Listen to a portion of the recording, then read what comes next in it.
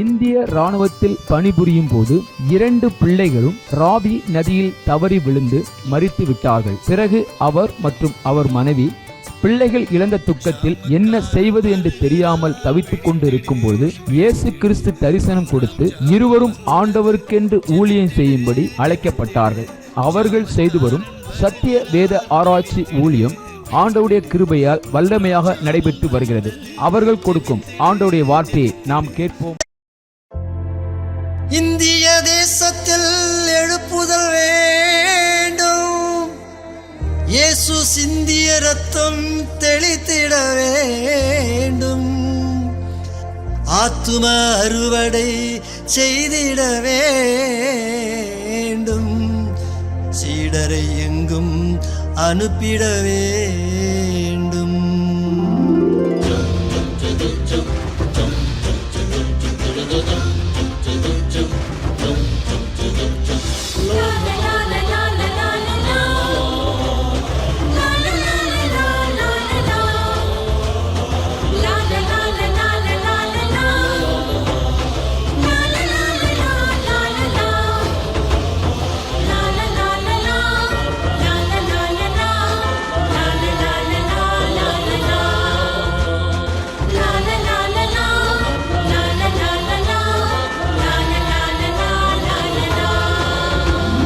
சிலுவை கொடி பறக்கட்டும், சீயோன் ராஜா வருகிறார். சிலுவை கொடி பறக்கட்டும், சீயோன் ராஜா வருகிறார். சிங்கம் போல நடந்திடு, சிறுநரிகள் ஓடிடும். சிங்கம் போல நடந்திடு, சிறுநரிகள் ஓடிடும். இந்தியாவில் வாழ்கின்ற மக்கள் ஒன்று கூடணும். இந்தியாவில் வாழ்கின்ற மக்கள் ஒன்று கூடணும். இமய முதல் குமரி வரை ஜெபாவி பொழியணும். இமய முதல் குமரி வரை ஜெபாவி பொழியணும். இமய முதல் குமரி வரை ஜெபாவி பொழியணும்.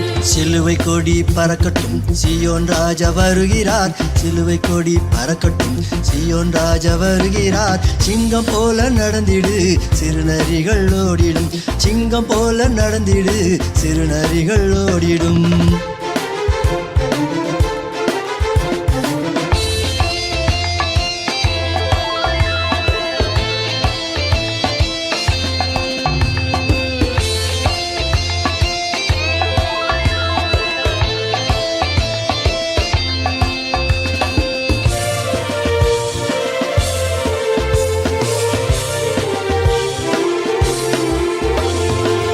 வறுமை பாவத்திலே சாகும் ஜனத்தை மீட்கணும். வறுமை பாவத்திலே சாகும் ஜனத்தை மீட்கணும். சாதி மத பேதமின்றி இயேசு நாமம் போற்றணும். சாதி மத பேதமின்றி இயேசு நாமம் போற்றணும். சமத்துவ சமுதாயம் சத்தம் இன்றி மலரணும். சமத்துவ சமுதாயம் சத்தம் இன்றி மலரணும். சிலுவை கொடி பறக்கட்டும், சீயோன் ராஜா வருகிறார். சிலுவை கொடி பறக்கட்டும், சீயோன் ராஜா வருகிறார். சிங்கம் போல நடந்திடு, சிறுநரிகள் ஓடிடும். சிங்கம் போல நடந்திடு, சிறுநரிகள் ஓடிடும்.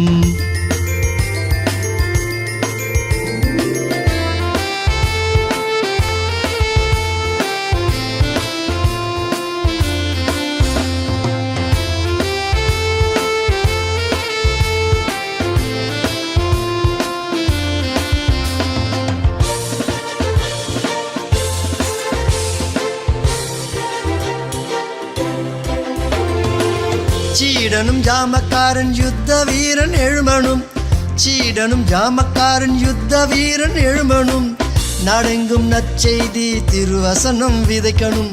நாடெங்கும் நற்செய்தி திருவசனம் விதைக்கணும். நாளிடம் எங்கும் இயேசு திருநாமம் தொனிக்கணும். நாளிடம் எங்கும் இயேசு திருநாமம் தொனிக்கணும். சிலுவை கொடி பறக்கட்டும், சீயோன் ராஜா வருகிறார். சிலுவை கொடி பறக்கட்டும், சீயோன் ராஜா வருகிறார். சிங்கம் போல நடந்திடு, சிறுநரிகள் ஓடிடும். சிங்கம் போல நடந்திடு, சிறுநரிகள் ஓடிடும்.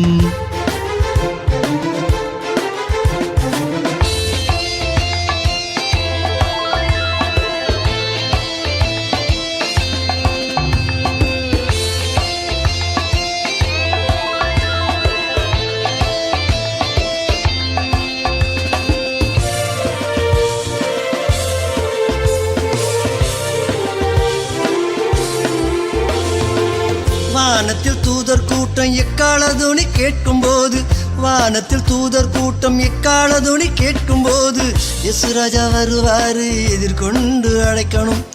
இயேசுராஜா வருவாரு எதிர்கொண்டு அழைக்கணும். பரிசுத்த கூட்டமாக பரலோகம் போகணும். பரிசுத்த கூட்டமாக பரலோகம் போகணும். சிலுவை கொடி பறக்கட்டும், சீயோன் ராஜா வருகிறார். சிலுவை கொடி பறக்கட்டும், சீயோன் ராஜா வருகிறார். சிங்கம் போல நடந்திடு, சிறுநரிகள் ஓடிடும். சிங்கம் போல நடந்திடு, சிறுநரிகள் ஓடிடும். இந்தியாவில் வாழ்கின்ற மக்கள் ஒன்று கூடணும். இந்தியாவில் வாழ்கின்ற மக்கள் ஒன்று கூடணும். இமய முதல் குமரி வரை ஜெபாவி பொழியணும். இமய முதல் குமரி வரை ஜெபாவி பொழியணும். இமய முதல் குமரி வரை ஜெபாவி பொழியணும். சிலுவை கொடி பறக்கட்டும், சீயோன் ராஜா வருகிறார். சிலுவை கொடி பறக்கட்டும், சீயோன் ராஜா வருகிறார். சிங்கம் போல நடந்திடு, சிறுநரிகள் ஓடிடும். சிங்கம் போல நடந்திடு, சிறுநரிகள் ஓடிடும்.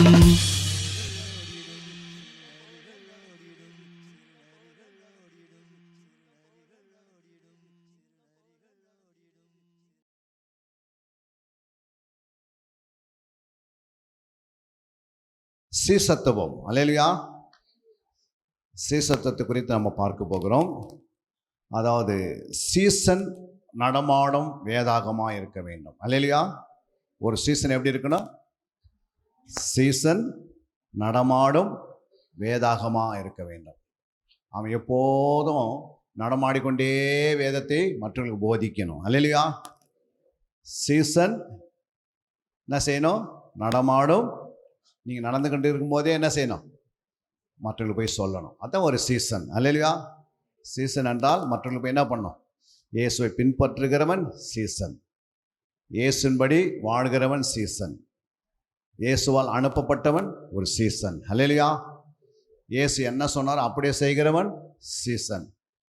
சீசன் எப்படி இருக்கணும்? தன்னைத்தான் வெறுத்து தன் சிலுவை எடுக்கணும். அல்லேலூயா. சிலுவை சுமக்காத நம் சீசனாக மாற முடியாது. தன்னைத்தான் வெறுக்காமல் எதையும் ஆண்டவருக்கு செய்ய முடியாது. அப்போது நீங்கள் வரப்போகிற நாட்களில் சபை விருத்தி அடையணும். என்னுடைய இந்த சபையில் அநேகர்கள் நீங்கள் ஊழியர்களாக எழும்பணுன்னா ஃபஸ்ட்டு ஒரு சீசனாக உருவாக்கணும். அல்லேலூயா. இப்படி நீங்கள் சீசனாக உருவாக்குனீங்கன்னா நிச்சயமாக ஆண்டவர் உங்களை உயர்த்துவார். இந்த சீசன் நடமாடும் வேதாகமத்தில் பார்த்தீங்கன்னா 7 படிகள் இருக்குது. எத்தனை படிகள்? 7 படிகள். ஒன்று, அந்த சீசனுடைய ஆத்மாவில் வேதம் வர வேண்டும். சீசனுடைய ஆத்மாவுக்குள் வேதம் வர வேண்டும். நம்பர் 1. நம்பர் 2, சீசனுடைய ஆவில வேதம் வர வேண்டும். நம்பர் 3, சீசனுடைய சரீரத்தில் வேதம் இருக்க வேண்டும். நம்பர் 4, சீசனுடைய தனிப்பட்ட வாழ்க்கையிலே வேதம் வர வேண்டும். நம்பர் 5, சீசன் குடும்ப வாழ்க்கையில் வேதம் இருக்க வேண்டும். சீசனுடைய குடும்பத்தில் என்ன இருக்க வேண்டும்? வேதம் வர வேண்டும். நம்பர் 6, சீசனுடைய வேலை ஸ்தானத்தில் வாழ்க்கையில் வேதம் வர வேண்டும். நீ எங்கெல்லாம் வேலை செய்கிறோம் அங்கே ஒரு சீசனாக இருக்கணும். அல்லேலூயா. 7வது, சீசன் ஊழிய வாழ்க்கையில் வேதம் வர வேண்டும். இந்த 7 காரியங்களை குறித்து நாம் பார்க்க போகிறோம். முதலாவது ஒரு வசனத்தை நாம் வாசிக்க போகிறோம். முதலாவது, சீசனுடைய ஆத்துமாவில் வேதம். சங்கீதம் 37:31. அவனுடைய தேவன் அருளிய வேதம் அவன் இருதயத்தில் இருக்கிறது, அவன் நடைகளில் ஒன்றும் பிசகுவதில்லை. அல்லேலூயா. ஒரு சீசனுடைய இருதயத்தில் என்ன இருக்கணும்? வேதம் இருக்கணும். அவனுடைய தேவன், அந்த சீசனுடைய தேவன் அருளிய வேதம் அவன் இருதயத்தில் இருக்கிறது, அவன் நடைகளில் ஒன்றும் பிசக்குவதில்லை. அல்லேலூயா. அப்போ ஒரு சீசனுடைய இருதயத்தில் என்ன இருக்கணும்? உங்கள் இருதயத்தில் வேதத்தை நீங்கள் தான் நிரப்பணும். கர்த்தர் அதுக்காக தான் உங்களை என்ன பண்ணிட்டாரு? அந்த ஆலயத்தில் கொண்டு வைத்திருக்கிறார். அப்போ உங்களுடைய இருதயத்தில் என்ன இருக்கணும்? வேதம். வேதனா என்ன? வேதனா என்ன? ஆண்டோடைய வார்த்தை. அப்புறம் என்ன சொல்லலாம்? வேதனா என்ன? நல்ல சத்தமாக சொல்லுங்க. இது ஒரு பைபிள் கிளாஸ், இப்போ பைபிள் ஸ்டடி பண்ணுறோம். வேதனா என்ன? வசனம், வார்த்தை, அப்புறம் சொல்லுங்க. அதுக்கு அடுத்து என்ன சொல்லலாம்? வேதம். வேற ஏதாவது? இங்க உட்காந்து தம்பி. வேதம் என்றால் 66 புத்தகம். என்னது? 66 புத்தகம் சொல்லணும். இல்லை என்றால் 1189 அதிகாரம் சொல்லணும். எத்தனை? 1189 எழுதிங்க. அதெல்லாம் 1189 தான் இந்த அதிகாரம். இல்லை என்றால் பழைய ஏற்பாடும் புதிய ஏற்பாடும் சேர்ந்தது ஒரு வேதம். அல்லேலூயா. பழைய ஏற்பாடும் புதிய ஏற்பாடும் ரெண்டு இணைக்கப்படுகிறதா ஒரு வேதம். இல்லை என்றால் 66 புத்தகம். அப்போது அங்கே ஒரு சீசனுடைய இருதயத்தில் வேதம் வரணும்னா, வேதம் நீங்கள் அந்த இருதயத்தில் கொண்டு போகணும்னா இந்த 66 புத்தகத்தை கொண்டு போய் உள்ளே வைக்கணும். அல்லேலூயா. அதுக்கு இரவும் பகல் என்ன செய்யணும்? ஃபஸ்ட்டு தேடணும். ஏசாயா 34:16 வாசிங்க. கர்த்தருடைய புஸ்தகத்திலே தேடி வாசியுங்கள், இவைகளில் ஒன்றும் குறையாது, இவைகளில் ஒன்றும் ஜோடி இல்லாதிராது. அவருடைய வாய் இதை சொல்லிற்று, அவருடைய ஆவி அவைகளை சேர்க்கும். கர்த்தருடைய புஸ்தகத்திலே தேடி வாசியுங்கள். என்னது? கர்த்தருடைய புஸ்தகத்தில் என்ன செய்யணும்? தேடி வாசிக்கணும். அப்போ கர்த்தருடைய புஸ்தகத்திலே அப்படின்னு பன்மையில சொல்றாரு ஆண்டவர். என்ன சொல்றாரு? ஒருமையில சொல்றாரா பன்மையில சொல்றாரா? அது புஸ்தகத்திலேன்னு பன்மையில சொல்றாரு. அப்போ எத்தனை புஸ்தகம் இருக்குது பைபிளில்? 66 புஸ்தகம் இருக்குது. இந்த 66 புஸ்தகத்தில் என்ன பண்ணணும்? ஒரு சீசன் என்ன பண்ணியிருக்கணும்? தேடி வாசிக்கணும். அல்லேலூயா. அப்படி தேடி வாசித்தா இந்த 66 புஸ்தகம் அவங்களுடைய இருதயத்தில் வருது. இந்த 66 புஸ்தகத்தை நம்முடைய வேலை என்ன இருக்குது? அதாவது ஒரு நாளைக்கு ஒரு அதிகாரம் வாசித்தாவே கிட்டத்தட்ட ஒரு மாதத்துக்கு 30 அதிகாரம், ஒரு வருடத்துக்கு 365 அதிகாரம், 3 வருஷத்துக்குள்ளே என்ன பண்ணிடலாம்? ஒரு முழு பைபிளை கொண்டு போய் இருதயத்தில் வைப்பதற்கு டைம் இருக்கிறது. ஒரு அதிகாரம் வாசிக்கிறதுக்கு எவ்வளோ மணி நேரம் தேவைப்படும்?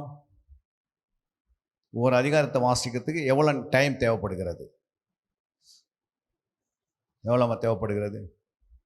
சங்கீதம் 1ஆம் அதிகாரம். இந்த 1ஆம் அதிகாரத்தை எவ்வளோ நேரம் வாசிப்பீங்க?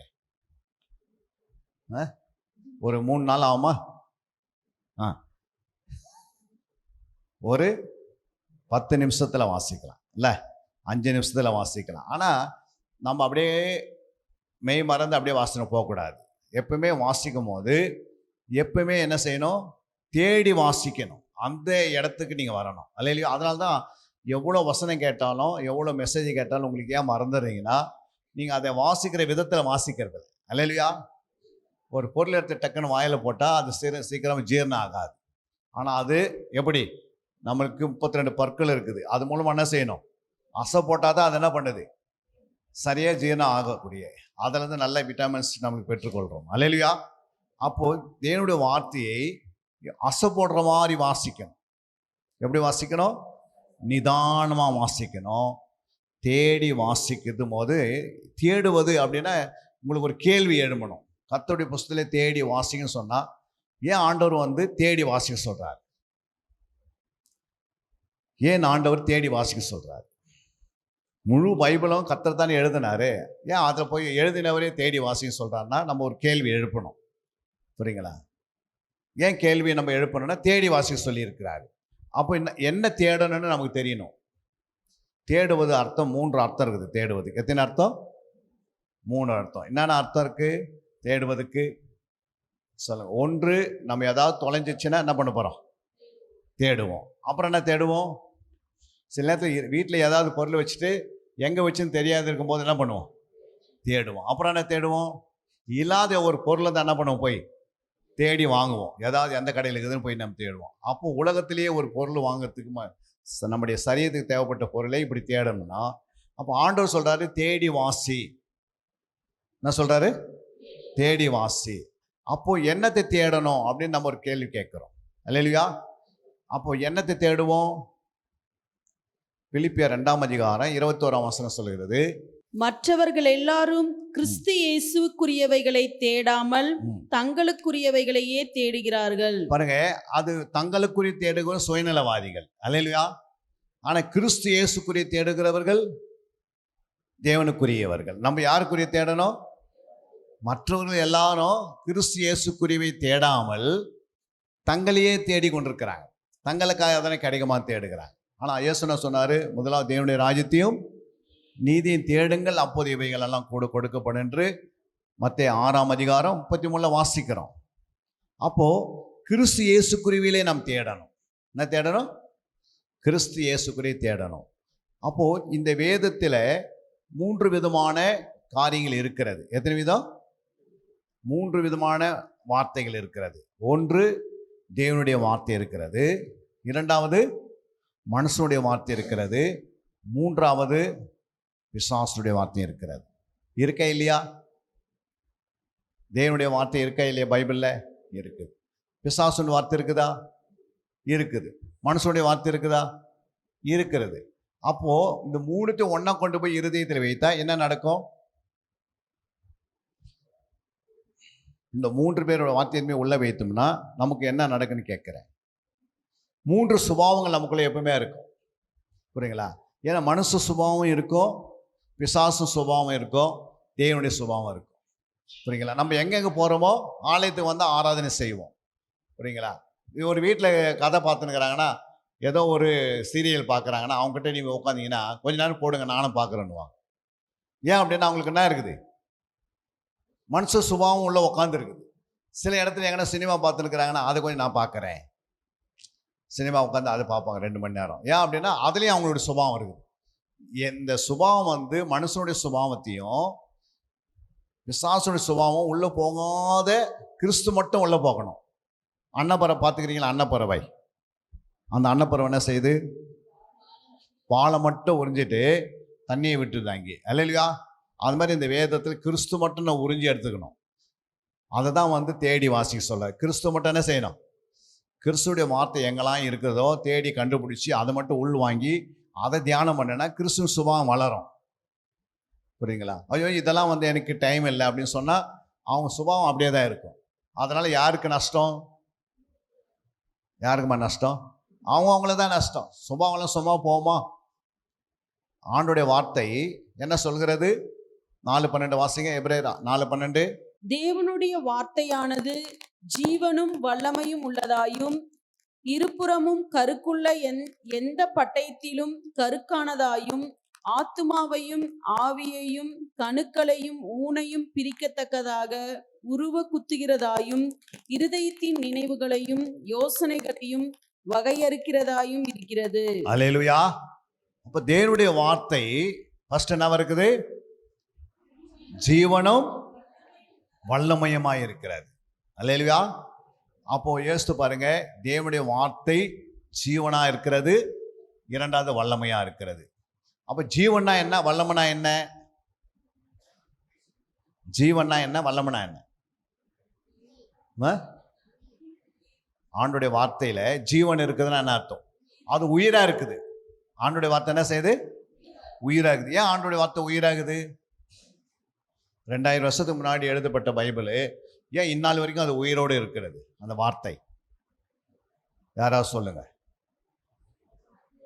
ஐயா சொல்வாரு. ஆண்டுடைய வார்த்தை ஏன் உயிரோடு இருக்கிறது? என்னம்மா சொல்லுங்க, நல்ல சத்தமா சொன்ன தானே, கேட்கலையே. இயேசு உயிரோடு இருக்கிறதுனால, எழுதினவர் உயிராக இருக்கிறனால அந்த வார்த்தை உயிரோடு இருக்கும். நம்ம 10ஆம் கிளாஸ் படித்தோம் 10 வருஷத்துக்கு முன்னாடினா, அந்த வார்த்தை ஏன் உயிரோடு இல்லைன்னா அந்த மனுஷன் செத்து போட்டான், ஆனால் அந்த வார்த்தை செத்து போயிடுச்சு. அல்லையா? அப்போ புது புது புக்கு உருவாகினேங்கிறாங்க. பின்னாடி புது புஸ்தகம் வருதுன்னா அதுக்கு என்ன காரணம்? நான் 82 வந்து எஸ்எஸ்எல்சி முடித்தேன். அப்போ எஸ்எஸ்எல்சி முடிக்கும் போது 82. அப்போ 82க்கு இப்போ அந்த புத்தகத்தை வச்சு நான் என் பிள்ளைங்களுக்கு கொடுத்து படிங்கன்னா படிப்பாங்களா? படிக்க முடியாது. புரியுங்களா? அப்போ 82 படித்த புத்தகம் அப்பயே போயிடுச்சு. அது பிறகு வேறு சப்ஜெக்ட் வந்துடுச்சு, புது சப்ஜெக்ட் வந்துன்னுக்குது. அந்த பழைய சப்ஜெக்ட் ஒழிந்தது. ஆனால் வேதம் பாருங்கள், 2000 வருஷம் ஆனாலும் அது பேசுகிற வேதம். அல்லேலூயா. அது உயிர் இருக்குது. அப்போது ஆண்டுடைய வார்த்தை ஃபஸ்ட்டு ஜீவன் இருக்குதுன்னு அர்த்தம். அந்த வார்த்தையில் ஜீவன் இருக்குதுன்னா அந்த ஜீவன் என்ன செய்யும்? நமக்கு நம்முடைய ரத்தத்தில் உயிர் இருக்குது. நம்முடைய உயிர் எங்கே இருக்குது? ரத்தத்தில் இருக்குது. வார்த்தை உயிராகிறதுனால இந்த உயிருள்ள வார்த்தை நம்ம ரத்தத்தில் போய் கலந்தா தான் நம்முடைய ரத்தத்தில் சுபாவம் அழியும். நம்முடைய சுபாவம் எங்கே இருக்குது? யாராவது நம்மளை கோபமாக பேசுனாங்கன்னா உடனே ரத்தம் என்ன ஆகுது? பிபி டெம்பரேச்சர் என்ன பண்ணுது? வேகமாக ஏறுது. ஏன் ஏறுது? அது அந்த வார்த்தை ரத்தத்தில் கலந்ததுனால நெகட்டிவாக இருக்கிற வார்த்தை சீக்கிரமாக உள்ள ரத்தத்தில் பாய்ந்து வேகமாக என்ன பண்ணுது? கோபத்தை வெளியே கொண்டு வருது. சிலவனுக்கு கடுங்கோபம் வருது, சிலவனுக்கு உக்கிரம் வருது. புரியுங்களா? ஏன் வருதுன்னா அந்த வார்த்தையுடைய ப்ரெஷர். புரியுங்களா? சில பாருங்க, சில அம்மாமாருடைய வீட்டை குறித்து கணவர் பேசுகிறா வச்சுக்கோ, நீ என்ன எடுத்துகிட்டு வந்த அப்படின்னு கேட்டேன். நீ எதுக்கு வந்த தண்டை அப்படின்னு சொன்னான்னா ஆகும். உங்கள் அம்மா என்ன கொடுத்தாங்க அப்படின்னு பேசுனான்னா ஆகும். உடனே அவங்களுக்கு என்ன பண்ணும்? அதே அவங்க அம்மா கிட்ட பேசி பாருங்க, கம்முன்னு இருப்பாங்க. ஏன்னா அந்த வார்த்தை உங்களுக்கு என்ன இல்லை, கனெக்ட் இல்லை. ஏன்னா அம்மாவுடைய வார்த்தை அம்மாவுடைய வித்தினாலே பிறந்ததுனால தான் அந்த வார்த்தை எழுதுனா சரணி எழுது. புரியுதுங்களா? அப்போ என்ன ஆகுது? அந்த சுபாவம் அழியணும்ல. அப்போ கணவர் பேசுறாரு, அப்படி பேசுறாருன்னா அதை தாங்கக்கூடிய பலன் நம்மக்கிட்ட வல்லமை இல்லை. வார்த்தையின் வல்லமை உள்ள இருந்தால் தாங்கிக்கும். இப்போ வல்லமை நம்மக்கிட்ட இல்லை, ஜீவனே இல்லை. அதனால நம்முடைய ஜீவனை வச்சு நம்ம என்ன பண்ண முடியாது, அதான் தாங்கக்கூடிய முடியாது. அப்போ ஆண்டோடைய வார்த்தையில் என்ன இருக்கு? ஜீவன் இருக்கிறது. அது நல்லா நீங்கள் ஜீவன்னா என்னன்னு வெளியே லேவியராகும் 17ஆம் அதிகாரத்தில் 14ஆம் வசனம் போய் வாசிங்க. சகல மாம்சத்துக்கும் இரத்தம் உயிராயிருக்கிறது, இரத்தம் ஜீவனுக்கு சமானம். ஆகையால் எந்த மாம்சத்தின் இரத்தத்தையும் புசிக்க வேண்டாம். சகல மாம்சத்தின் உயிரும் அதன் இரத்தம்தானே. அதை புசிக்கிற எவனும் அறுப்புண்டு போவான் என்று இஸ்ரவேல் புத்திரருக்கு சொன்னேன். அப்போ சகல மாம்சத்துக்கும் ரத்தம் இருக்குது, ஜீவனாய் இருக்கிறது. அல்லேலூயா. அந்த ஜீவன் எப்படி இருக்கு? உயிராக இருக்கிறது அப்படின்னு அங்கே ஆண்டவர் எழுதுறாரு. அப்போ இதெல்லாம் நல்லா தெரிஞ்சுக்கணும். ஆண்டுடைய வார்த்தை உயிராக இருக்குதுன்னு ஃபர்ஸ்ட் உங்களுக்கு தெரியணும். இரண்டாவது, அந்த உயிருள்ள வார்த்தை அந்த ஜீவன் நம்முடைய ஜீவனில் கலக்கும் போது நமக்கு நித்திய ஜீவன் கிடைக்கிறது. அல்லையா? நம்ம ஜீவனை வச்சு நம்ம பரலோகத்துக்கெல்லாம் போக முடியாது. நித்திய ஜீவன் பெறணும்னா அவருடைய வார்த்தையை நம்முடைய ரத்தத்தில் கலந்தாதான். அப்போ நம்முடைய ரத்தத்தில் எப்படி கலக்கும்? நம்முடைய ரத்தத்தில் எப்படிமா கலக்கும்? அவனுடைய வார்த்தை நம்ம ரத்தத்தில் எப்படி கலக்கும்? ஒரு இன்ஜெக்ஷன் போட்டால் ரத்தத்தில் கலக்குது. ஆனால் இந்த வார்த்தை எப்படி ரத்தத்தில்? ஒரு இன்ஜெக்ஷன் போட்டால் தலைவலி போகுதுன்னா இந்த வார்த்தை நம்முடைய ரத்தத்தில் கலந்தால் தலைவலியே வரவே வராது கடைசி வரைக்கும். இந்த மாத்திரை போட்டாலும் அடிக்கடி தலைவலி என்ன பண்ணும்? அந்த நேரத்துக்கு வரும், அந்த நேரத்துக்கு போகும். ஆனால் ஆண்டோடைய வார்த்தை உங்கள் ரத்தத்தில் கலந்துச்சுன்னா ஜென்மத்துக்கு என்ன வராது? தலைவலியே வராது. ஏன்னா அது என்றென்றைக்கும் நிலைத்திருக்கிறது வார்த்தை. புரியுங்களா? வானம் பூமி ஒடிந்தாலும் என் வார்த்தை ஒடியாது. அப்போ அந்த வார்த்தை ரத்தத்தில் ஓட வச்சிருக்கிறோம். அப்போ அந்த வார்த்தை ஜீவனமாக மாறணும். புரியுங்களா? ஒரு கரும்பு சாறு வருது. கரும்பு சாறு எத்தனை பேர் குடிச்சிருக்கிறீங்க? எல்லாமே குடிச்சிருக்கிறீங்க. ஆனால் அந்த சாறு எங்கேருந்து வருதுன்னு கேட்டால் கரும்புலேருந்து வருது. ஆனால் அந்த கரும்பு எங்கேருந்து வந்ததுன்னா பூமியிலேருந்து வருது. அந்த பூமியிலேருந்து அந்த கரும்பு எப்படி வந்ததுன்னு கேட்டால் ஆண்டுடைய வாயினாலே வார்த்தையினாலே உண்டாகப்பட்டது. வார்த்தை சொல்கிறாரு கரும்பு உருவாகணும்னு. பூமியில் கரும்பு என்ன பண்ணுது?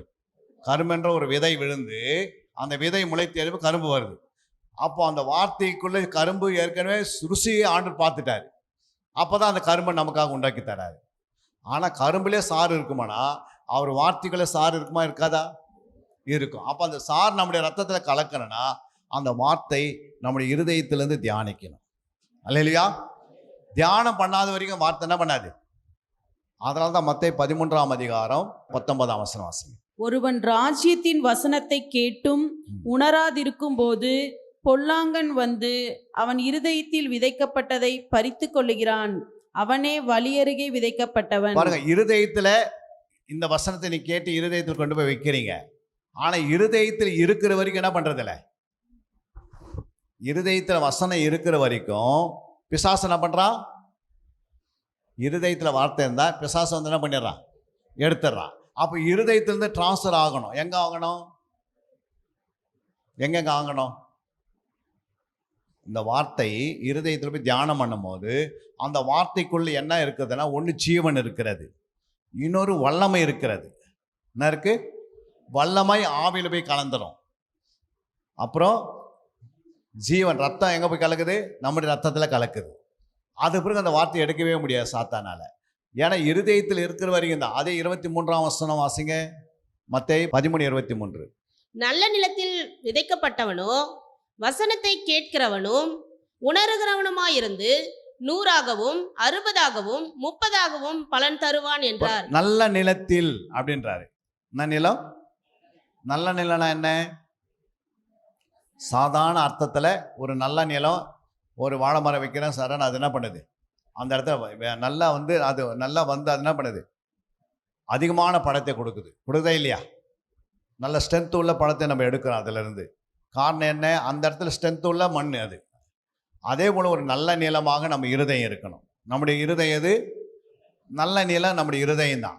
ஏன்னா அங்கேயே ஆண்டு 19-13 வாசம் வசன இருதயத்துக்குள்ளே போகுது. அப்போ நம்முடைய இருதயம் பண்படுத்தப்பட்ட ஒரு இருதயமாக இருக்கணும். என்ன இருதயம்? பண்படுத்தினா என்ன? ஒரு நிலத்தை பண்படுத்த எப்படி? அது ஏர் விடுது, அதில் இருக்கிற கல் முற்கள் அப்புறம் ஏதாவது வேறு ஏதாவது இருந்தால் எல்லாத்தையும் எடுத்து சுத்தம் பண்ணிவிட்டு அப்புறம் தான் விதை போடுவாங்க. இல்லைங்க கல் நிறையா இருக்குது, அதுக்குள்ளே வந்து தேவையில்லாத பாட்டில் ஓடு இருக்குது, இல்லை அதுக்குள்ளே வந்து தேவையில்லாத பொருள்லாம் இருக்குதுன்னா அதெல்லாம் என்ன பண்ண, அதை வச்சு என்ன பண்ண முடியாது, போட முடியாது விதையை. அப்போ அது நல்லா பண்படுத்துனா நல்லா அதை சுத்தம் பண்ணி மண்ணை நல்லா என்ன பண்ணியிருப்பாங்க, 2 முறை 3 முறை டிராக்டர் வச்சு ஒழுவாங்க. அது பிறகு தான் அந்த மண் என்ன ஆகுது, நல்லா ஆன பிறகு விதை போட்டால் டக்குன்னு முளைச்சி எழும்புது. அந்த மாதிரி நம்முடைய இருதயன்றது, நம்முடைய நிலமானது இருதயத்தை குறிக்கிறது. இந்த இருதயத்தை என்ன பண்ணிக்கணும், நல்லா சுத்தமாக வச்சுக்கணும். அப்போ சுத்தமாக வச்சுக்கணும்னா எப்படி? நம்ம கை கழுவி நம்ம சோப்படுத்த சுத்தம் பண்ண முடியாது. அப்போ நம்ம இருதயத்தை எப்படி சுத்தம் பண்ணுறோம் சொல்லுங்கம்மா? தேவனுடைய வார்த்தை இல்லை. நம்முடைய இருதயத்தை எப்படி சுத்தம் பண்ணுறது? சுத்திகரிக்கணும். என்ன செய்யணும்? 1 யோவான் 1:7 அவர் ஒளியில் இருக்கிறது போல நாமும் ஒளியிலே நடந்தால் ஒருவரோடொருவர் ஐக்கியப்பட்டிருப்போம். அவருடைய குமாரனாகிய இயேசு கிறிஸ்துவின் இரத்தம் சகல பாவங்களையும் நீக்கி நம்மை சுத்திகரிக்கும். அல்லேலூயா.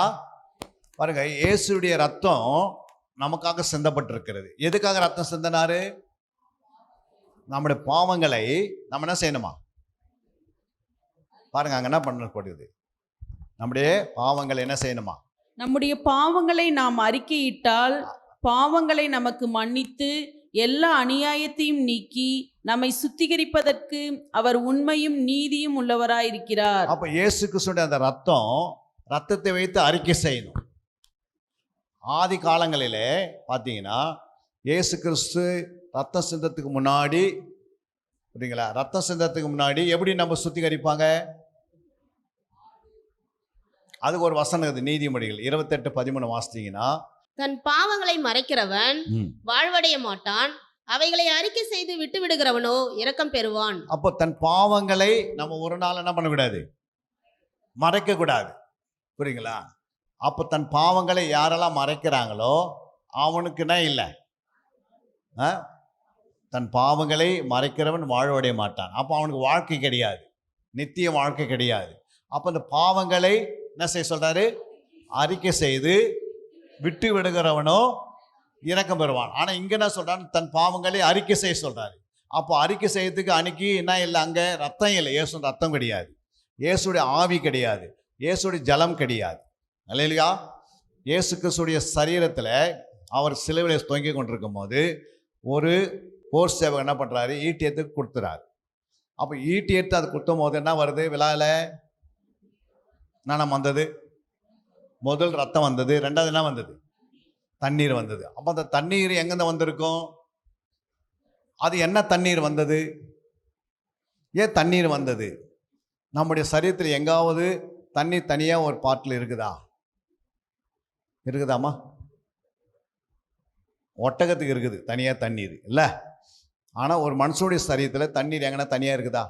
ஆனால் இயேசுடைய சிலுவையில் அவர் தொங்கி கொண்டிருக்கும் போது ஒரு விழாவை எடுத்து, அது விழாவில் ஈட்டியை எடுத்து கொடுத்தும் போது முதல் தண்ணி ரத்தம் வருது, ரெண்டாவது தண்ணி எங்கேருந்து வந்திருக்கும்?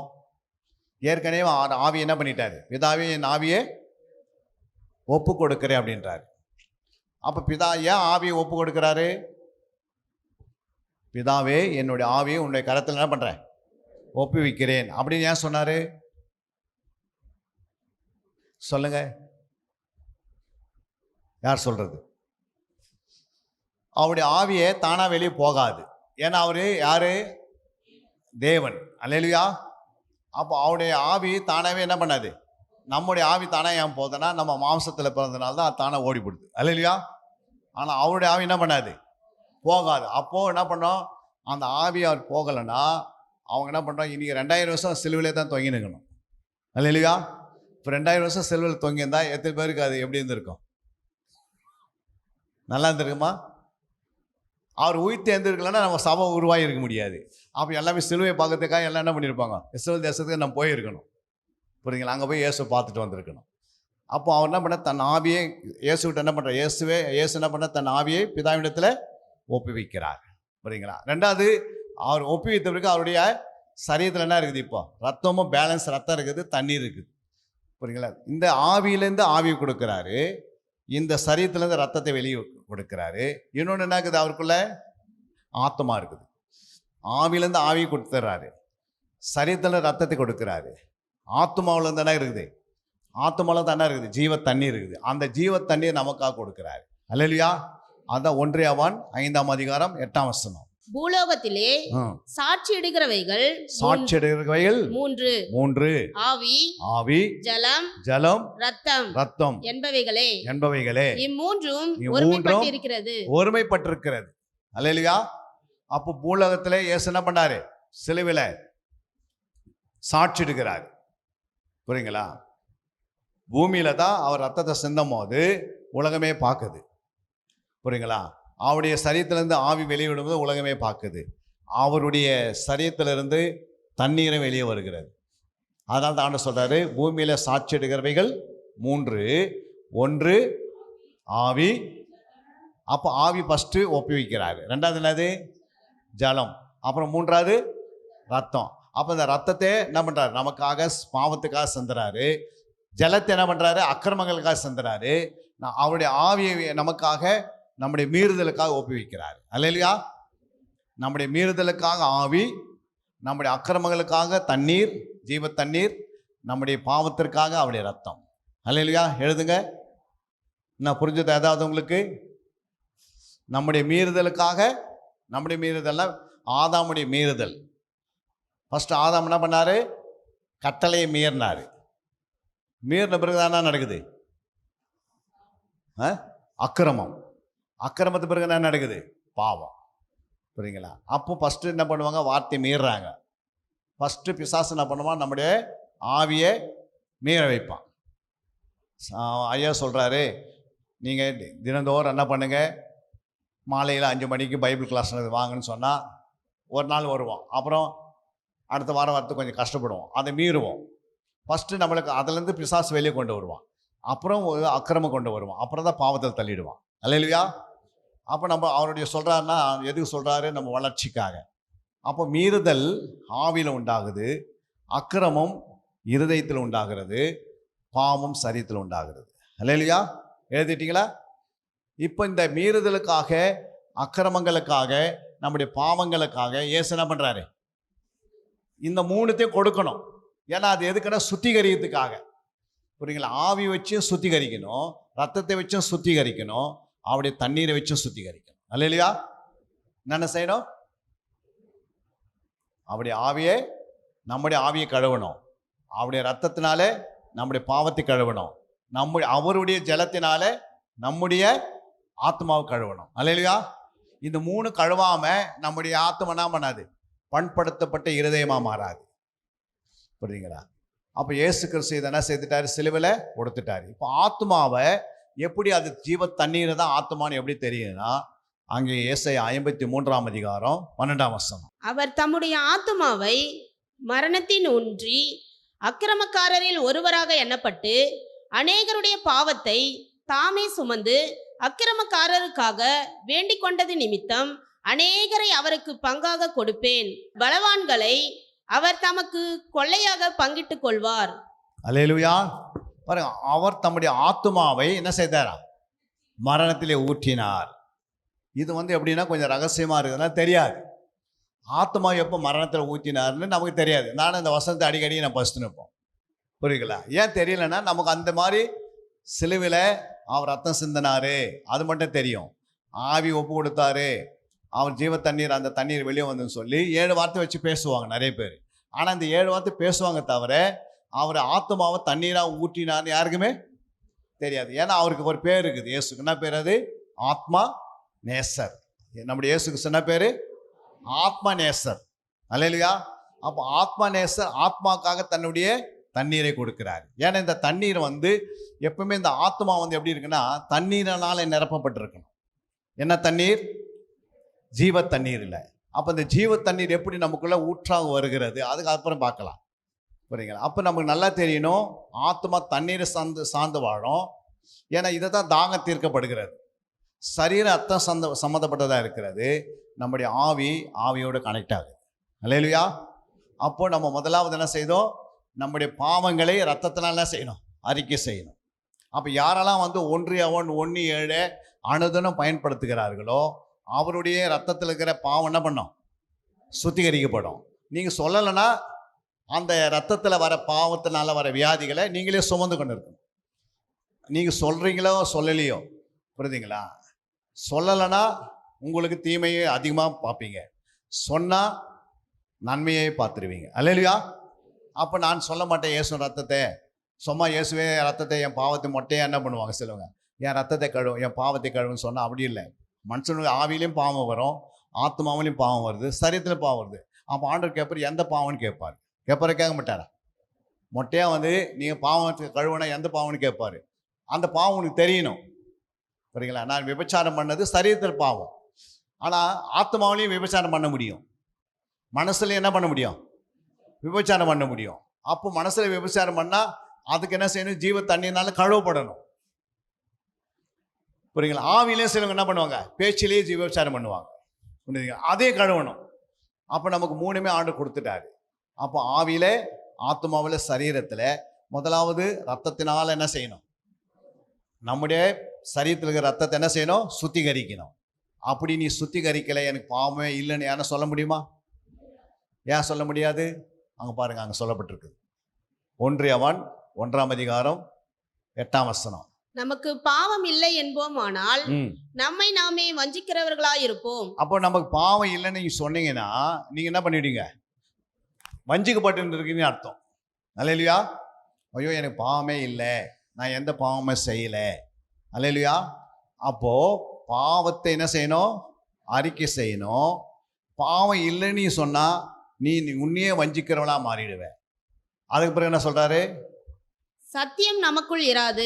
அடுத்தது சத்தியம் உனக்குள்ள வராது, இயேசு உனக்குள்ள வரமாட்டாரு. ஏன்னா சத்தியத்தை நீ ஸ்டாப் பண்ற, நீ ரத்தத்தினால கழுவப்படாமனால பாவம் இல்லை இல்லைன்னு சொல்லி இருக்கிறதுனால உனக்குள்ள வந்து என்னாவது? நீ வஞ்சிக்கப்பட்டு சத்தியம் இயேசு உனக்குள்ள வராமே தடை பண்ணிடுற. 9ஆம் வசனம் சொல்லுது, நம்முடைய பாவங்களை நாம் அறிக்கையிட்டால். மறுபடியும் சொல்றாரு, 7 சொன்னவர் மறுபடியும் பாவங்கள் என்ன செய்? அறிக்கையிட்டால் பாவங்களை நமக்கு மன்னித்து, பாருங்க, பாவங்களை அவர் மன்னித்து எல்லா அநியாயத்தையும் நீக்கி நம்மை சுத்திகரிப்பதற்கு அவர் உண்மையும் நீதியும் உள்ளவராய் இருக்கிறார். பாருங்க, நம்முடைய பாவங்களை சுத்திகரித்து அவர் என்ன இருக்கிறாரு? உண்மையும் நீதி உள்ளவளா இருக்கிறார். அப்போ இந்த பாவத்தை கரெக்டா என்ன செய்யணும்? நம்ம ஒரு உடையை சுத்தம் பண்ணனா நம்முடைய உடையை வந்து அனுதினம் நம்ம சுத்திகரிக்கிறோம். புரியுங்களா? இன்னைக்கு போட்ட சற்று நாளைக்கு என்ன பண்றோம்? துவைக்கிறோம். ஏன் துவைக்கிறோம்? துவைக்கிறதுக்கு என்ன காரணம்? இந்த அழுக்கு எங்கேருந்து வந்தது சொல்லுங்கம்மா? இந்த உலகத்தில் டஸ்ட்னு ஒன்று இருக்குது, அதை தானாவே என்ன பண்ணோம்? அவங்க மேலே வந்து படும். அப்போ அதனால நம்ம துவைக்கிறோம். அல்லேலூயா. அப்போ நம்முடைய சரீரத்தில் எப்படி பாவம் உள்ள போகுது? ஏன்னா இந்த உலகத்தில் பிசாசு இன்னும் எங்கே போகல? இன்னும் நரகத்துக்கு போகலை. ஆனால் ஆண்டவர் பிசாசு என்ன பண்ணிட்டாரு? நியாயம் தீர்த்துட்டாரு, ஜட்ஜ்மெண்ட் பண்ணிட்டாரு. இனி அவன் நரகத்துக்கு தான் போகணும். ஆனால் அவன் போகிறதுக்கு என்ன பண்ணுவான்? அவன் போகிறான்னு அவனுக்கு தெரிஞ்சதுனால கூடவே என்ன பண்ணுவான்? கூட்டத்தை அவன் ஆயத்தப்படுத்துகிறான். அப்போ சபையில் வந்து பார்ப்பான், இந்த அம்மா வந்து எப்போ பாவத்தை அறிக்கை செய்யறதில்ல, எப்பவுமே என்ன பண்ணுறாங்க? சும்மா வந்து சர்ச்சில் உட்காந்துக்கிறாங்க. இந்த ஆள் என் ஆளு தானே அவன் என்ன பண்ணுவான்? அவனுக்காக ரெடி பண்ணிடுவான். இந்த ஐயா பார்ப்பாரு, ஓ அவர் எப்பவுமே பாவத்தை என்ன பண்ணுறதில்ல, அறிக்கை செய்யதில்ல. அப்போ இவரு யாருடைய ஆளாக மாறுறாங்க? அப்போ அவன் சபையிலே ஒரு கூட்டத்தை ஆயத்தப்படுத்திடுறான். ஒரு பக்கம் பாஸ்டரை ஆயத்தப்படுத்துறாரு, ஒரு பக்கம்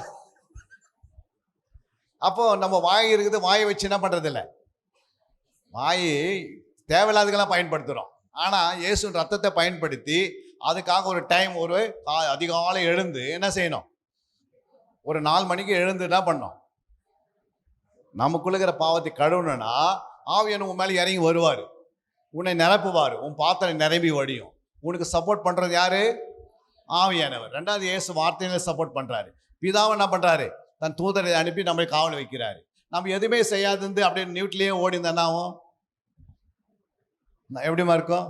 சரியான வேலை கிடைக்காது, சரியான வீட்டை கட்ட முடியாது, பிள்ளைங்க ஒரு பக்கம் ஓடும், அவர் ஒரு பக்கம் ஓடுவார், ஏதோ வயிற்றுக்கு போனால் அங்கே ஹோட்டலில் சாப்பிட வேண்டியது, அந்த ரோட்டில் சாப்பிட வேண்டியது, அப்புறம் எவனை கையில் கொடுத்தானோ அதை வாங்கி சாப்பிட வேண்டியது, திடீர் கல்யாண நோட்டீஸ் கையில் கொடுத்தா அங்கே போய் காலத்தை ஓட்டுறது, இப்படியே காலத்தை ஓட்டி நிற்பாங்க. அவங்களுக்கு என்ன நடக்குதுன்னு அவங்களுக்கே தெரியாது, ஏதோ வயிறு ரொம்பிடுச்சு அப்படின்னு ஓடுவாங்க.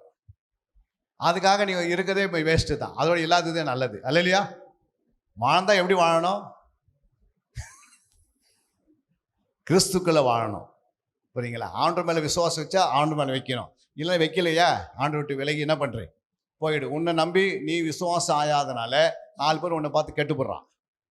இவர் பேர் வந்து ஜான்சன் வச்சிருக்கிறாரு, இவர் வேலை மேலே தண்ணி அடிக்கிறாரு. அப்போ இருக்கிற இந்துலாம் என்ன நினைப்பாங்க, ஓ கிறிஸ்துவனா தண்ணி அடிப்பாங்க அப்படின்னு என்ன பண்ணுது, அந்த பேரை வந்து அங்கே இருக்கிற வேலைக்கிற எல்லாம் என்ன பண்ணிடுறோம், தீட்டுப்படுத்துகிறோம்.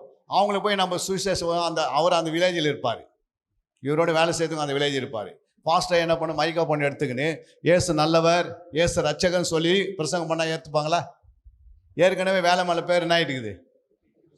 ஓ இந்த பாஸ்டர் சொல்கிறாரு, பாஸ்டருடைய ஒரு விசுவாசம் எங்கே இருக்கிறாரு, வேலை மேலே என்ன பண்ணிக்கிறாரு, அவர் தண்ணி அடிச்சுன்னுக்கிறாரு, சிகரெட் புஷ்னுக்கிறாரு, பீடி புஷ்னுக்கிறாரு, இன்னொரு மனைவி வச்சு நிற்கிறாரு, தப்பான வேலையில் போகிறாரு, கடன் வாங்குறாரு, அப்புறம் ஏமாத்துறாரு, அப்புறம் பொய் சொல்கிறாரு, அப்புறம் லஞ்சத்தை குறித்து பேசுகிறாரு, அப்புறம் என்ன பண்ணுறாரு.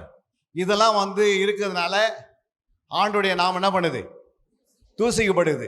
தூசிக்கு போகிறதுனால ஆண்டவர் என்ன பண்ணுறாரு, இந்த மனுஷன் பிசாசுக்கு ஒப்பு கொடுத்துட்றாரு. பிசாசு என்ன பண்ணுறா, சரீரத்தை எடுத்துன்னு போயினா இருப்பான்னு வசனம் இருக்குது 1 Corinthians 5:5. அப்படிப்பட்டவனுடைய ஆவி கர்த்தராகிய இயேசு கிறிஸ்துவின் நாளிலே ரட்சிக்கப்படும்படி மாம்சத்தின் அழிவுக்காக நம்முடைய கர்த்தராகிய இயேசு கிறிஸ்துவின் நாமத்தினாலே அவனை சாத்தானுக்கு ஒப்பு கொடுக்க வேண்டும் என்று தீர்ப்பு செய்கிறேன். பாருங்க, இதுல என்ன உண்டாகுது, மாம்சத்தின் அழிவுக்காக ஆண்டவர் யாரை பயன்படுத்துறாரு, பிசாசை பயன்படுத்துறாரு. அப்போ அவருக்கு வந்து திடீர்னு அவர் சர்ச்சைக்கு வருவார், அடுத்த வாரம் பார்த்தா காணாது போயிடுவார். அதுக்கு என்ன காரணம், பிசாசுக்கிட்ட ஒரு மனுஷனை ஒப்பு கொடுத்தா அவர் எப்படி சாகடிப்பான்? பிசாசுக்கிட்ட ஒரு மனுஷனை ஒப்பு கொடுத்தா அந்த மனுஷனை அவன் பிசாசு எப்படி சாவடிப்பான் சொல்லுங்க? எத்தனை வழி இருக்குது அவனுக்கு, வழியே இல்லை, ஏகப்பட்ட வழி இருக்கிறது. புரியுங்களா? எத்தனையோ ஆபத்துகளை வர வைப்பான். புரியுங்களா? தண்ணியில் எதுவுமே தள்ளுவான், நீரில் அந்த தண்ணியில் தள்ளுவான், இல்லை தூக்க மாட்டு சாவுன்னுவான், இல்லை ஏதாவது ஒன்று என்ன பண்ணிக்கோ உலகத்தில் இறக்காதபடி பண்ணி விட்டுருவான். புரியுங்களா? ஏன்னா ஆண்டவரே பிசாசை கூப்பிட்டு ஒப்பு கொடுப்பார். இது மாதிரி 2-3 இடத்துல ஆண்டவர் எழுதி வச்சிருக்கிறார். இல்லைன்னா என்ன பண்ணுவார், பிசாசுக்கிட்ட கொடுத்து சிட்சிப்பார். அல்லையா? ஏன் சிட்சிக்கிறான்னா மனம் திரும்புறதுக்காக சான்ஸ் கொடுப்பாரு. புரியுங்களா? அவன் மனமே திரும்பலை அப்படின்னா அடுத்த லாஸ்ட் பாயிண்ட் தான் என்ன பண்ணார், பிசாசுக்கிட்ட ஒப்பிட்டு அழிவுக்கு ஒப்பு கொடுப்பார். அப்போ கர்த்தர் சபையில் உட்காந்து திடீர்னு அவர் ஏன் போனார் அப்படின்னா நம்ம மனம் திரும்ப வேண்டியது அவசியம். அப்போ அனுதினம் நம்ம சுத்திகரிச்சினே இருந்தால் இந்த பாவத்துக்கு இடம் கிடைக்காது. அல்லையா? ஒவ்வொரு தேவ மனுஷனும் அதிகாலை எழுந்து கர்த்தரை தேடினால், அதிகாலையில் தேடினால் என்னை கண்டடைவீர்கள். அப்போ அதிகாலை எழுந்து அவனுடைய ஆவி ஆத்மா சரீரத்தை ஒரு முறை நம்ம எப்படி குளிக்கிறோமோ சரீரத்தில், அதே போல நம்மை நாமே என்ன செய்துக்கணும், நம்முடைய ஆவி ஆத்மா சரீரத்தை நாம் சுத்திகரிக்கணும். அப்போ நம்ம சுத்திகரித்தால், புரியுங்களா, தினந்தோறும் ஒரு பாத்திரத்தை கழுவினே இருந்தால் அந்த பாத்திரம் எப்படி இருக்கும், எப்படிமா இருக்கும், ரொம்ப அது எப்படி இருக்கும், அந்த ஸ்டீலை பார்த்தா பல இருக்கும். ஏன்னா அது என்ன பண்ணுறாங்க, அடிக்கடிக்கு கழுவினே இருக்கிறாங்க, அதே சுத்தம் பண்ணினே இருக்கிறனால அது அதிகமாக தண்டவாளத்து மேலே ட்ரெயின் ஓடினே இருந்தால் தண்டவாளம் எப்படி இருக்குது, சில நேரத்தில் நம்ம முகத்தை பார்த்தா கூட அது தெரியும் தண்டவாளத்தில். ஏன் அப்படின்னா அந்த அளவுக்கு அது என்ன பண்ணுது, ட்ரெயின் ஓட ஓட அது தேய்துனால சைனிங் வருது. அப்போ நம்ம தினந்தோறும் நம்ம தீட்டிக்கினே இருந்தால் நாமே சுத்திகரித்து நம்மளே என்ன பண்ணுறோம், நாமே நம்முடைய முகம் ஆணுடைய முகத்தை போல மாறுகிறது. அல்லையா? அப்போ அனுதினம் நம்ம சுத்திகரிப்புக்கு வேலை டைம் கொடுக்கணும். புரியுங்களா? ஆலயத்தில் நம்மளை ரட்சிக்கிறவர் யாரு? சொல்லுங்க, நம்மளை ரட்சித்தது யாரு? வாசிங்க அந்த வசனத்தை. அப்போஸ்தலர் 2ஆம் அதிகாரம் 47ஆம் வசனம். தேவனை துதித்து ம், ஜனங்கள் எல்லாரிடத்திலும் ம். தயவு பெற்றிருந்தார்கள். ரட்சிக்கப்படுகிறவர்களை கர்த்தர் அனுதினமும் சபையிலே சேர்த்து கொண்டு வந்தார். அப்போ நீங்க ஒருத்தர் வெளியே ரட்சிக்கப்படுறாங்கன்னா கர்த்தர் கொண்டு வந்து எங்க சேர்க்கிறாரு? ஆலயத்தில் சேர்த்து ஆலயத்தில் விட்டு போயிடுவாரு. அப்போ ஆலயத்தில் யார் இருக்கிறது? ஆலயத்தில் யாருமா இருக்கிறது? சொல்லுங்க, யார் இருக்கிறது? ஆலயத்தில் மேய்ப்பர் இருக்கிறாரு. அப்போ மேய்ப்பர்கிட்ட கொடுத்துட்றாரு, இந்த ஒரு ஆத்மா உங்கள்கிட்ட கொடுக்குறேன் அப்படின்னு. அப்போ அந்த ஆத்மாவை யார் உத்தரவாதம்? இனிமேலேருந்து யார் உத்தரவாதம்? நீங்கள் கொண்டு போய் ஸ்கூலில் சேர்க்குறீங்க, பிள்ளைங்க பெற்று எடுத்துகிட்டு கொண்டு போய் வாசல் விட்டு வரீங்களா, இல்லை ஸ்கூல்லே நீங்களே உட்காந்துக்கிறேன் கூட சேர்ந்து?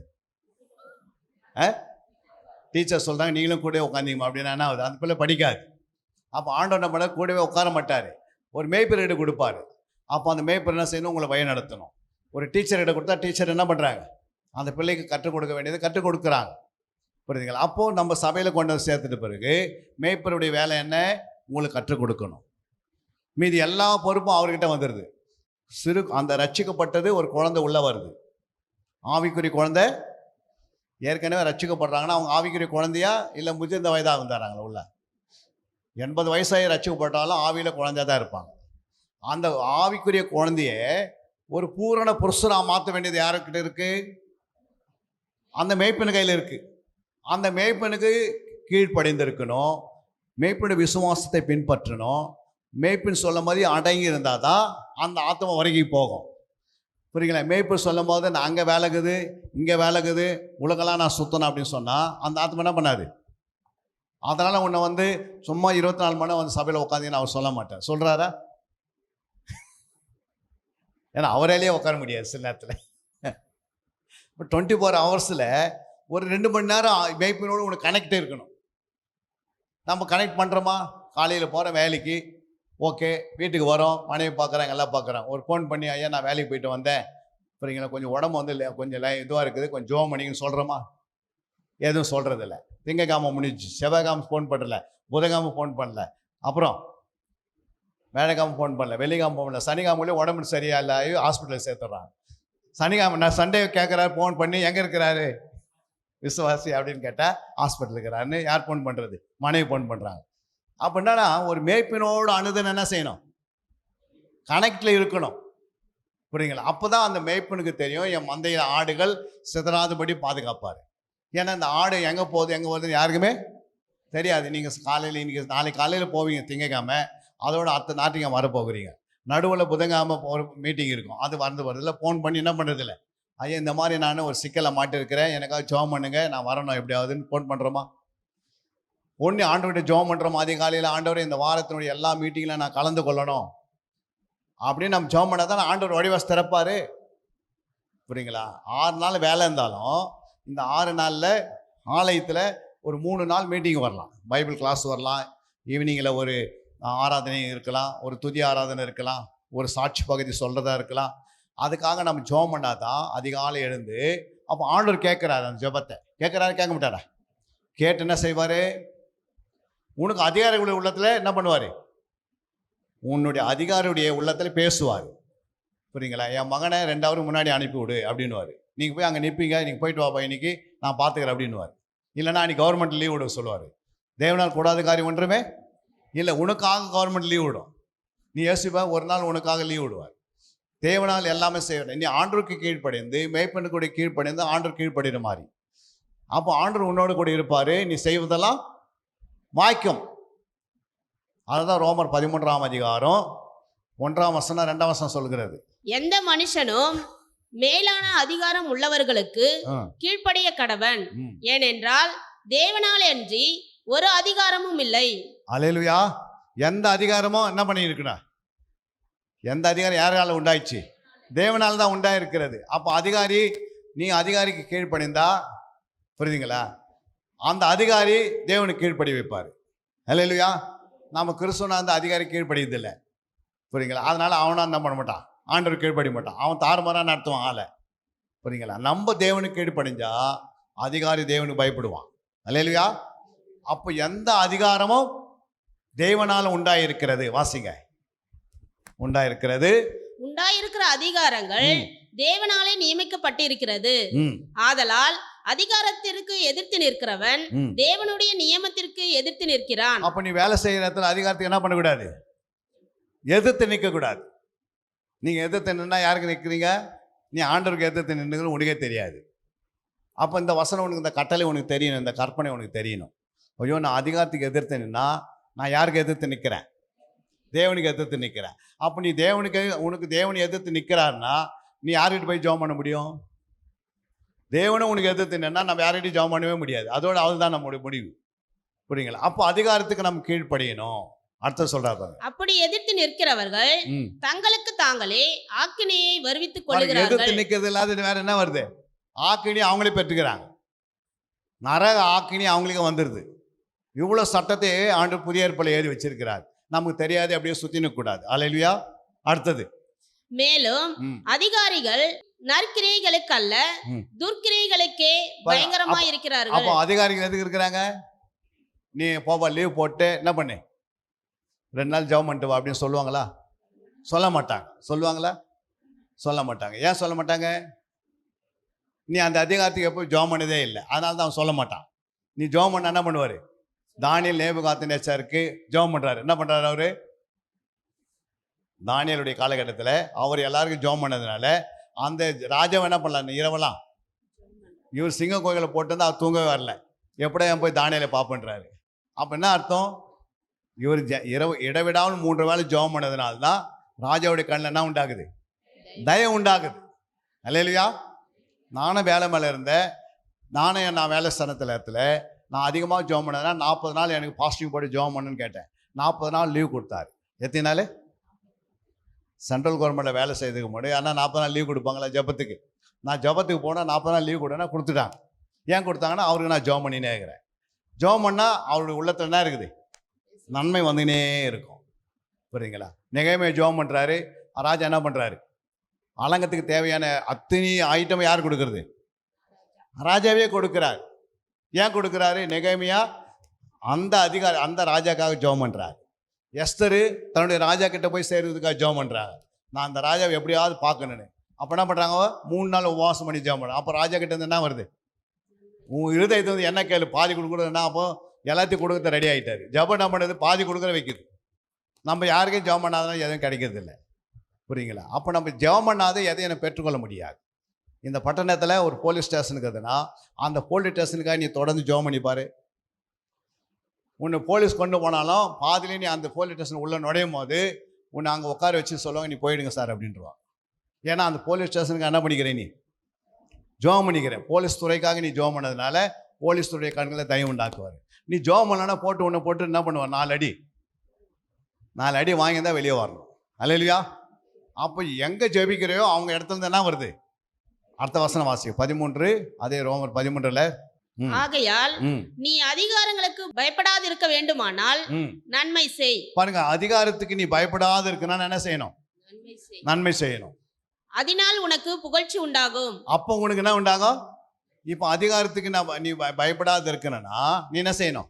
நன்மை. அப்போ நன்மை என்ன செய்யுது? ஒரு அதிகாரிக்கிட்ட கோடிக்கணக்கில் பணம் இருக்குது. நீ அவனுக்கு என்ன நன்மை செய்ய முடியும்? ஏன்னா நன்மை செய்த நமது வாய்க்குமா? அப்போ என்ன நன்மை செய்யணும்?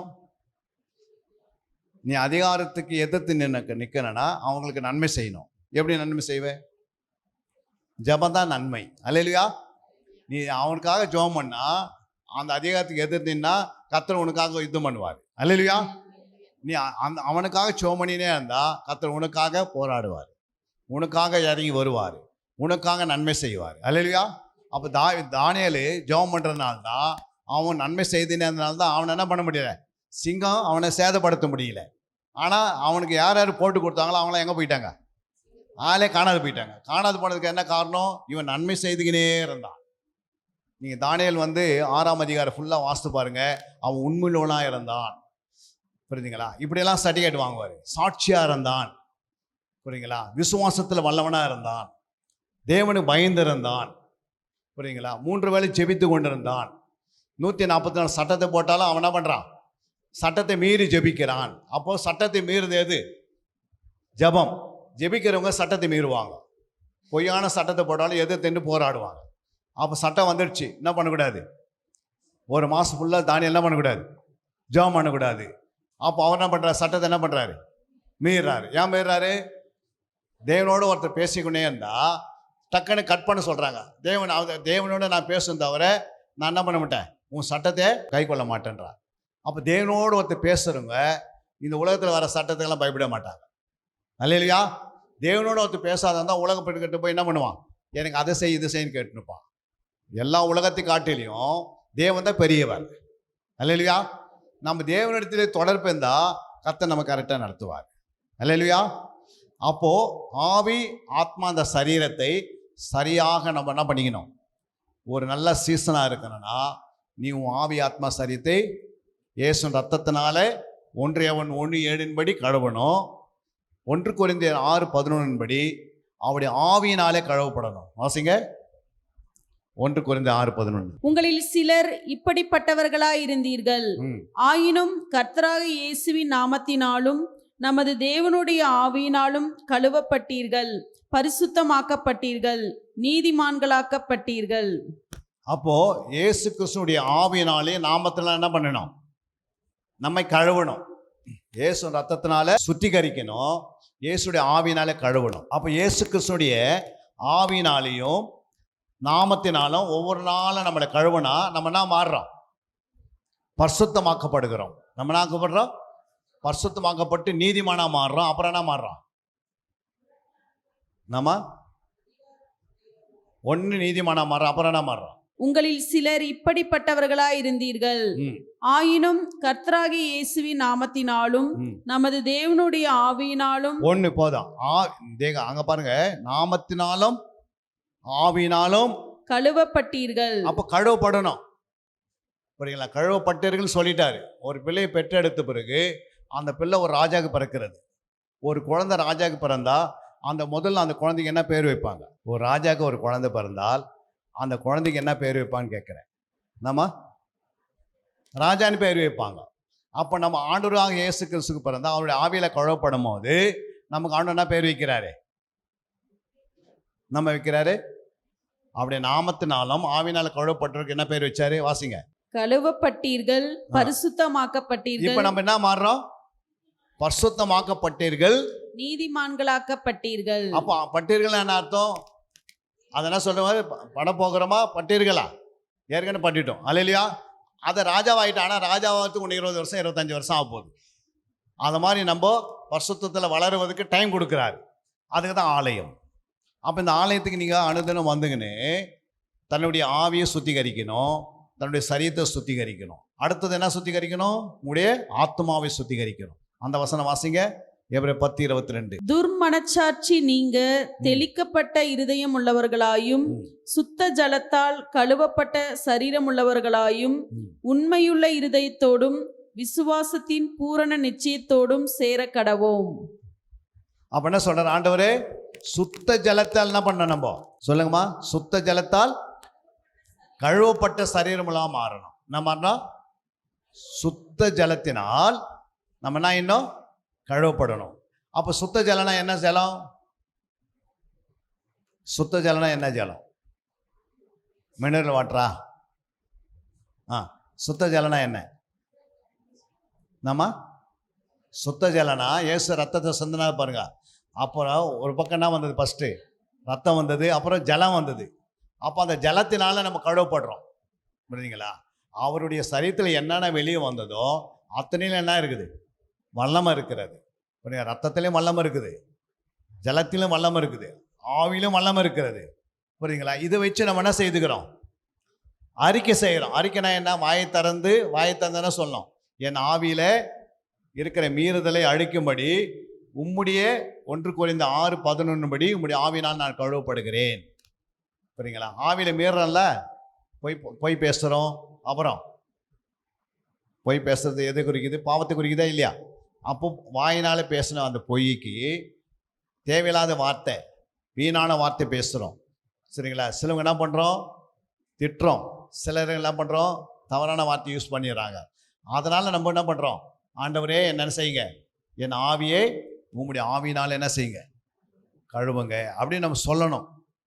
புரியுங்களா? அப்போ அப்படி சொல்லும் போது அனுதினம் சொல்ல சொல்ல என்ன ஆகுது, கொஞ்சம் கொஞ்சமாக நீ பேசியிருந்த பாருங்க போய் அது உங்களை விட்டு என்ன பண்ணுது, போக ஆரம்பிக்குது. விட்டு விட அந்த இடத்துல இரக்கம் பெறுகிறீர்கள். அப்போ நீங்கள் சொல்லாதன்னா விட முடியாது. அப்போ ஒவ்வொரு நாளும் நீ உன் வாயை திறந்து, ஆண்டவரே நான் என் பொய்யை உங்களுடைய ஆவினால கழுவுங்க, வீண் வார்த்தையை கழுவுங்க, தேவையில்லாத கார்த்தையை கழுவுங்க, கட்டுக்கதான வார்த்தைகளை கழுவுங்க, பரியாசம் பண்ணதை கழுவுன்னு சொல்லி நம்ம ஒவ்வொரு நாளும் நம்முடைய ஆவியை கழுவ கழுவ கழுவ கொஞ்சம் கொஞ்சமாக என்ன பண்ணுறோம், அதுக்கு பிறகு ஒன்று ஓய்ங்க அடித்தா போய் பேசினாலும் பேச மாட்டோம். அல்லையா? ஏன்னா பொய்ன்றதே உனக்கு வராது. உன் ரத்தத்தில் என்ன வந்துடுச்சு, இப்போ உன் ஆவியில் ஃபுல்லாக என்ன வந்துக்குது, உண்மையை வர ஆரம்பிச்சிடும். ஏன்னா இயேசுவே உன்னை நடத்துவார். அப்போ ஒவ்வொரு நாளும் நம்ம என்ன செய்யணும், அதிகாலை எழுந்து நம்முடைய ஆவியை கழுவணும். ரெண்டாவது, நம்முடைய ஆத்மாவை அவருடைய சுத்த ஜலத்தினாலே, ஆண்டவரே என்னுடைய ஆத்மாவுக்குள்ள அக்கிரம சிந்தை வந்திருந்தால், அக்கிரமான நினைவு வந்திருந்தால், இல்லை அக்கிரமான யோசனை வந்திருந்தால் உம்முடைய ஜலத்தினால் என்னை கழுவுங்க. எபிரேயர் 10:22 படி வசனத்தை சொல்லி என்ன பண்ணணும், கழுவணும். வசனத்தை நம்ம ஞாபகப்படுத்தணுமா, ஞாபகப்படுத்தக்கூடாதா? அந்த வசனத்தை கிளைம் பண்ணுறோம், அந்த வசனத்தை டைரெக்டாக சொல்கிறோம். புரியுதுங்களா? எப்பவுமே வந்து பார்த்தீங்கன்னா பிசாசுக்கிட்ட போய் ஊர்களில் பேர்லாம் சொன்னால் அது என்ன பண்ணாது, போவாது. ஆனால் இயேசு பேர் சொன்ன பிறகு அது என்ன பண்ணுது, போயிடுது. ஏன் போயிடுது? அவர் ஜெயிச்சாரு. அது மாதிரி பாவத்தை ஜெயிச்சதுனால இயேசுவின் பெயரால் தான் இதெல்லாம் வெளியே போகும். நம்ம அவர் பேரை வாசகம் மொட்டையாக இயேசுவை என் பாவத்தை மன்னின்னு சொல்லக்கூடாது. 1 கொரிந்தியர் 6:11 படி என் ஆவியில் இருக்க மீறுதலை கழுவும். 1 யோவான் 1:7 படி என்னுடைய ரத்தத்தில் இருக்கிற பாவத்தை கழுவும். புரியுதுங்களா? எபிரேயர் 10:22 படி உங்களுடைய சுத்த ஜலத்தினாலே என் துர்மன சாட்சி நீங்க என்னை கழுவி சுத்திகரியும் அப்படின்னு சொன்னீங்கன்னா கரெக்டாக நீங்கள் என்ன பண்ணுவீங்க, ஒவ்வொரு நிமிடம் வரைக்கும் ஆயத்தமாக இருப்பீங்க. புரியுங்களா? எப்பவுமே பயப்பட மாட்டோம். ஏன்னா எப்பவுமே பரிசுத்தத்தோடு வாழ்வோம். புரியுங்களா? ஏதாவது நமக்கு ஒரு சின்ன பாவம் வரதான் தெரிஞ்சிடும். இதெல்லாம் நமக்கு தெரியாதனால தான் பாவம் என்ன பண்ணுது, பாவம் இச்சிக்குது, பாவம் என்ன பண்ணுது, பெருகுது, அப்புறம் வியாதி வருது, அப்புறம் மரணம் வருது. கிறிஸ்துவனுக்கு ஏன் நிறைய வியாதி வருது, சுத்திகரிப்பு இல்லாதே வந்துடுது. அல்லையா? அதாவது ஒரு செடி வளருதுன்னா, ஒரு கஞ்சா செடி, கஞ்சா வருது பாருங்க, அது ஒரு செடி தானே, அது வீட்டான வர்றதுன்னா நம்ம என்ன பண்ணோம், கொஞ்சம் வளர்த்துன்னு விடுவீங்களா, கட் பண்ணுவீங்களா? கட் பண்ண என்ன பண்ணோம், அடிக்கடி கட் பண்ணினே இருந்தால் என்ன பண்ணாது, ஒரு நாள் அது தானே செத்துரும். புரியுங்களா? நீங்கள் விட்டு பாருங்கள், என்ன பண்ணாது, ஃபஸ்ட் நாள் அப்படியே வரும், பெருசாக வரும், அப்புறம் அதே என்ன பண்ணோம், நமக்கு விஷமாக மாறும். அப்போ எது இருந்தாலும் சின்னதுலேயே என்ன பண்ணிடணும், கட் பண்ணணும். அப்போ சுத்திகரிப்பு என்பது கட் பண்ணுறது, வேரோடு எடுத்துன்னு வராது. சுத்திகரிப்பு என்பது எதை குறிக்கிறது, பாவத்தை முற்றிலும் அடிக்காது, ஆனால் பாவத்தை என்ன பண்ணோம், சுத்திகரித்து கட் பண்ணி எடுத்துரும். புரியுங்களா? இப்போ வேறு இருக்குமா இருக்காதா? அந்த வேறு தான் வசனம் என்ன பண்ணுது, அது வசனம் அந்த ஆவின் பட்டயமாக இருக்கிறதுனால அது என்ன பண்ணும், அது இருப்புற கருப்புள்ள பட்டயமாக இருக்கிறதுனால அது உள்ளே போய் என்ன பண்ணுது, வேரோடு பிடின்னு வெளியே இருக்கணும். அப்போ நமக்குள்ள இருக்கிற அந்த பாவத்துடைய சிந்தனை அழிஞ்சு போயிடுது. புரியுங்களா? அப்போ நமக்குள்ள என்ன பண்ணோம், அடிக்கடி பரிசுத்த சிந்தனை உருவாகுது. ஆண்டவருக்காக ஏதாவது செய்யணும்னு எண்ணம் வருது, ஆண்டவருக்காக கொடுக்கணும் எண்ணம் வருது, ஆண்டவருக்காக ஓடி ஏதாவது செய்யணும் வருது. இல்லைன்னா உலகத்தினுடைய அத்தனை பிரச்சனை நம்ம வாங்கி உள்ளே வச்சுக்கணும்னா கர்த்தருக்காக எதுவும் செய்யவே முடியாது. எப்பவுமே பார்த்தோன்னா வைரஸ் உள்ள வந்துச்சுன்னா அவங்க எண்ணங்கள்லாம் சிதறாதா? புரியுங்களா? அங்கேருந்து உள்ள நுழையும் போதே கடன் பாரம் இருக்கும், அதுவே யோசிச்சு வருவீங்க. பிரச்சனைகள், வீட்டு பிரச்சனை இருக்கும், அப்புறம் பக்கத்து வீட்டு பிரச்சனை இருக்கும். சும்மா பக்கத்து வீட்டில் போய் சண்டை போட்டு என்ன பண்ணிப்பாங்க, 2 பேரும் தகராறு உண்டாயிடும். போலீஸ் ஸ்டேஷன் அங்கங்கே ஓடின்னு இருப்பாங்க. அதுக்குன்னு எப்படியாவது பிசாசு ஒன்று பாவ கயிறுனால் என்ன பண்ணுவான், கட்டிக்கினே வருவான். கணவன் மனைவிகளை சண்டை போட வைப்பான். அப்புறம் பிள்ளைகளும் பெற்றோர்கள் நடுவில் சண்டை, சின்ன காரியங்கள் வந்து வெறுப்பை உண்டாக்கினே இருக்கும். அப்போ அவங்களுக்கு வந்து என்ன பண்ண முடியாது, இயேசு பற்றி எவ்வளோ மெசேஜ் கொடுத்தாலும் அது உள்ளே போகவே போகாது. ஏன் போகாதுன்னா அதை தடுத்து நிறுத்துறது உனக்கு இருக்கிற அநேக ப்ராப்ளம். அப்போ நீங்கள் ஒரு 10 வருஷம் சபைக்குள்ளே 5 வருஷம் வரேன்னா இப்படி சுத்திகரித்துட்டே இருந்தீங்கன்னா நீங்கள் ஆவியில் வளர்ந்துனே இருப்பீங்க. ஒரு 5 வருஷம் ஆன பிறகு உன் வாழ்க்கையில் நீயே ஒரு மெச்சூரிட்டியாக மாறுற. அல்லேலூயா. ஒரு பூரண புருஷாக மாறுற. நீ தோல் கொடுத்து மேய்ப்பர் கூடவே வேலை செய்வ, வேலையும் பார்ப்ப. கர்த்தர் உன்னை வேலையிலையும் ஆசீர்வதிப்பார், ஆலயத்திலையும் ஆசீர்வதிப்பார், வீட்லேயும் ஆசீர்வதிப்பார், நடு ரோட்டில் போயிருந்தா கூட உன்னை ஆசீர்வதிப்பார். அல்லேலூயா. நீ நடந்து போனாலும் உன்னை தூதரை கொண்டு வர வச்சு உன்னை ஒரு டூ வீலர் உட்கார வச்சு கொண்டு போவார், காரில் உட்கார வச்சு கொண்டு போவார். உனக்கு உதவி செய்யறதுக்கு அவ்வளோ பேர் எழுப்பிடுவாங்க. சரிங்களா? இதுதான் என்னது? ஆத்மாவில் வேதம். இப்போ நீ எவ்வளோ விதத்தான வசனம் என்ன பண்ணோம்?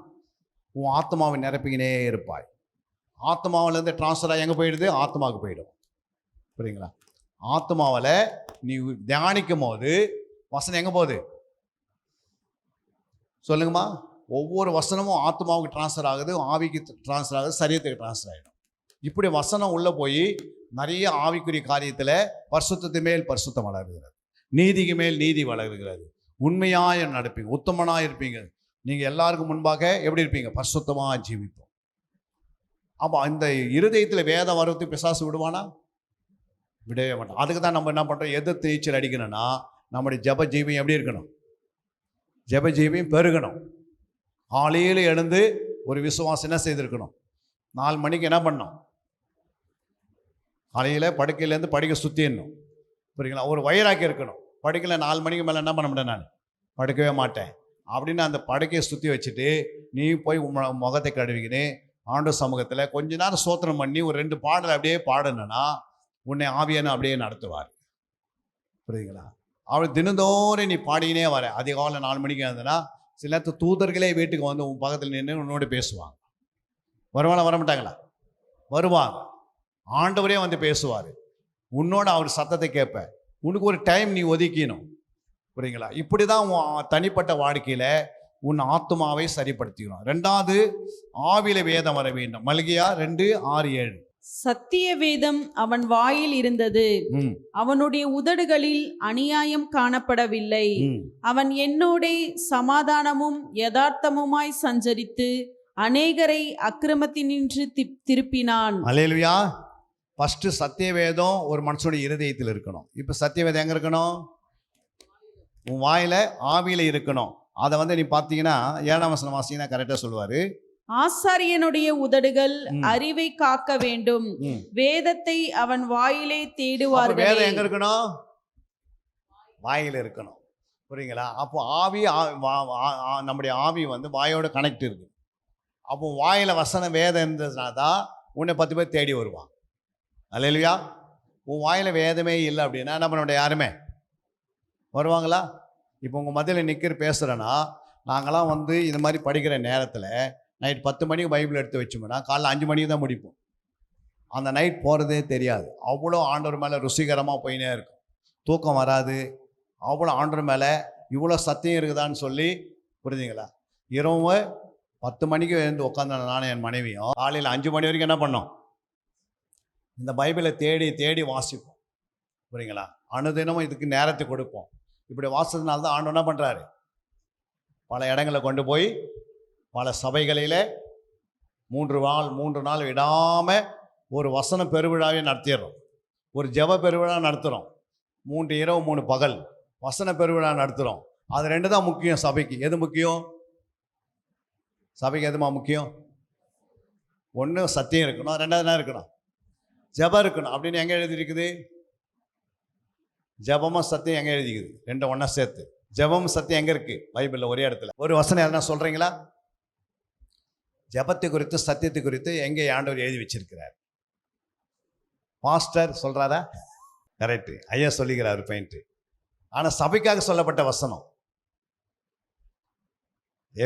அப்போஸ்தலர் 6ஆம் அதிகாரம் 4ஆம் வசனம். நாங்களோ ஜெபம் பண்ணுவதிலும் வேத வசனத்தை போதிக்கிற ஊழியத்திலும் இடைவிடாமல் தரித்திருப்போம் என்றார்கள். அடுத்தது, இந்த யோசனை சபையார் எல்லாருக்கும் பிரியமாயிருந்தது. அப்பொழுது விசுவாசமும் பரிசுத்த ஆவியும் நிறைந்தவனாகிய ஸ்தேவானையும் பிலிப்பையும் பிரகோமையும் நிக்கானோரையும் தீமோனையும் பர்மெனாவையும் யூத மார்க்கத்தனம் அமைந்தவனான அந்தியோகியா பட்டணத்தானாகிய நிக்கோலாவையும் தெரிந்து கொண்டு அவர்கள் அப்போஸ்தலருக்கு முன்பாக நிறுத்தினார்கள். இவர்கள் ஜெபம் பண்ணி அவர்கள் மேல் கைகளை வைத்தார்கள். தேவ வசனம் விருத்தி அடைந்தது. சீஷருடைய தொகை எருசலேமில் மிகவும் பெருகிற்று. அப்படின்னா என்ன அர்த்தம்? இந்த கரூர் ஃபுல்லாக சீசர் தொகை பெருகணும்னா நீங்கள் ஃபஸ்ட் என்ன இதில் இருக்கணும்? ஜெபத்திலையும் சத்தியத்தை போதிக்கிற ஊழியத்திலும் நீங்கள் நிலைத்திருந்தால் தான் அதை தான் தேவ சபைக்கு பிரியும்னு இயேசு எழுதிட்டார். அல்லேலூயா. சபைக்கு எது பிரியும்? இந்த ரெண்டு தான். ஒன்று, ரெண்டு பேர்கிட்ட நான் கேட்குறேன்னா, ஒன்று நீ உங்ககிட்ட சத்தியம் இருக்கணும், ரெண்டாவது என்ன இருக்கணும்? ஜெபம் இருக்கணும். இதுக்கு மேலே எதுவும் இருக்க வேண்டிய அவசியமே கிடையாது. இதுக்கு மேலே நீ எது போட்டாலும் வளர மாட்டாங்க. வளருவாங்களா? சத்தியன்றது இயேசு கிறிஸ்து முழுமையான ஆவி ஆத்மா குறிக்கிறது. ஜெபம் என்பது புரியுங்களா? ஆவியானவர் நம்மை வைத்து என்ன பண்ணுறாரு? முழுமையாக ஜெபத்திலேயே நடத்துகிறாரு. அல்லேலூயா. அப்போ இந்த ஜெபமும் சத்தியம் இருந்தனால அந்த 7 பேரை கர்த்தர் எழுப்புறார் சபையிலேருந்து. எழுப்புதல் காலங்களிலே 7 பேர் எழுப்பி அப்போஸ்தலர் அவங்க கை வச்சு பிறகுன்னா உடனே ஆவிலை நிரம்பி அந்த நாளில் வசனம் தேசம் எங்கும் பெருகிறது. இந்த கரூர் ஃபுல்லாக பெருகிறதுனா ஆண்டவர் என்ன பண்ணார்? அநேக சபைகளை ஸ்தாபிப்பார். அல்லேலூயா. அப்போ இந்த 2 காரியம் தான் நமக்குள்ள அதிகமாக இருக்கணும். தேவனுடைய ஆலயத்தில் வந்து நம்ம இந்த 2 காரியத்தில் வளர்ந்தணும் ஃபஸ்ட்டு. அதுக்கு அடுத்தது பாடலாம் தானாக வரும். அது குறித்து நான் சப்ஜெக்ட் எடுக்கிறேன் பாருங்க. எப்படி பாடல் நமக்கு ராகங்களாலும் எப்படி கொடுக்குறாரு, எப்படி நமக்கு கீர்த்தனைகளை எப்படி எழுதுறது, எப்படி நம்ம ஆவியில் எழுப்புறதுன்னு அதை குறித்து வசனம் வளரும் போது ஜெபம் வளரும் போது தானாகவே பாடல் வளர்ந்துடும். நீங்களே எழுத ஆரம்பிச்சிடுவீங்க. அல்லேலூயா. சபை அப்படி வேகமாக வளர ஆரம்பிக்கும். புரியுங்களா? ஒவ்வொரு நாளும் சபையில் ஆத்மா வந்துனே இருக்கும். ஏன்னா நம்ம எல்லாமே பரிசுத்தமாக இருக்கிறதுனால, ஆண்டோடைய சித்தத்தை செய்கிறதுனால, ஆண்டவரே என்ன பண்ணுவார்? இந்த பகுதியில் ரட்சிக்கப்பட்டவங்களா ரகசியமான கிறிஸ்துவங்களாம் நிறைய பேர் இருப்பாங்க. அவங்க சபைக்கெல்லாம் வரமாட்டாங்க. புரியுங்களா? அவங்க வரணும்னா நம்ம அவங்களுக்கு முன்னாடி வந்து பலவீனமாக தான் அவங்க ஒரு வாட்டி ஓடிவிடுவாங்க. புரியுங்க? அதெல்லாம் என்ன பண்ணுவார்? நம்ம எல்லாமே பரிசுத்தத்தில் வளர்ந்து ஜெபத்தில் வளர்ந்தோம்னா நம்மை தேடி நிறைய பேர் ஆண்டவர் அனுப்புவார். அல்லேலூயா. மலை மேலே இருக்கிற பட்டன் என்ன பண்ணார்? அது மாதிரி நம்மளை ஆண்டவர் எங்கேயும் மறைச்சலாம் வைக்க மாட்டார். புரியுங்களா? நீங்கள் ரட்சிக்கப்பட்டுனா, நீ சத்தியத்தில் வளர்ந்துருந்தா, ஜெபத்தில் வளர்ந்துருந்தா, ஆட்டோமேட்டிக்காக கொர்நேல் ரட்சிக்கப்படணும்னா பேதுரு அனுப்புவார். பேதுரு போய் கொண்டு வா. நீங்கள் பேதுருவலாக நீங்கள் ஒரு நல்ல சீசனாக இந்த சபைக்கு கர்த்தர் ஏற்படுத்துவார். அல்லேலூயா. மூன்றாவதாக நாம் பார்க்குறோம், அங்கே சரீரத்தில் வேதம். சங்கீதம் 149:8. அவர்கள் வாயில் கர்த்தரை உயர்த்தும் துதியும் அவர்கள் கையில் இருபுறமும் கருக்குள்ள பட்டயமும் இருக்கும். இதில் கையில் என்ன இருக்கணும்? உங்கள் கையில் என்னமா இருக்கணும்? கையில் வேதம் இருக்கணும், ஆவியில் வேதம் இருக்கணும், வாயில் வேதம் இருக்கணும், இருதயத்தில் வேதம் இருக்கணும். ஃபஸ்ட்டு இருதயத்தில் வேதம் வரணும், அப்புறம் வாயில் உனக்கு வேதம் வருது, இப்போ கையிலே வேதம் வந்துடுது. அல்லேலூயா. அப்போ கை என்ன செய்யும்? விரலினாலே பிசாசுகள் ஆண்டவர் என்ன பண்ணிக்கிறாரு? துரத்தினார். ஒரு விரலினால ஆண்டவர் துரத்த முடியுங்கன்னா உனக்கு ஆண்டவர் கையை கொடுத்துருக்கிறார். எதுக்காக கையை கொடுத்தாரு? ஆத்மா ஆதாயம் செய்வதற்காக. அல்லேலூயா. இந்த பட்டயம் வந்து ஆவியின் கையில் வருதுன்னா என்ன அர்த்தம்னா, நீ கையில் வந்து பாவம் செய்யறதுக்கு சான்ஸே இருக்காது. அல்லேலூயா. இந்த கையை அரவணிக்கிற கையாக மாறும். புரியுங்களா? அநேகர்களை தன் பக்கம் இழுத்துக்கொண்டு வர்றதுக்காக உதவியாக இருக்கும். நற்கிரைகள் செய்வதுக்காக நிறைய பயன்படுத்துவீங்க. இந்த வசனத்தின்படி வாழ்ந்து காட்டுவீங்க. அல்லேலூயா. அப்போ ஒரு சீசனாக இருக்கிறதுனால முதலாவது உன்னுடைய ஆத்மாவில் வேதம் வரணும், இரண்டாவது உன்னுடைய ஆவியில் வேதம் வரணும், மூன்றாவது சரீரத்தில் வரணும். அல்லேலூயா. நான்காவது நீ பார்க்கும்போது சீசன் தனிப்பட்ட வாழ்க்கையில் வார்த்தை இருக்குன்னா சங்கீதம் அங்கே வாசிக்கலாம். சங்கீதம் 19:7.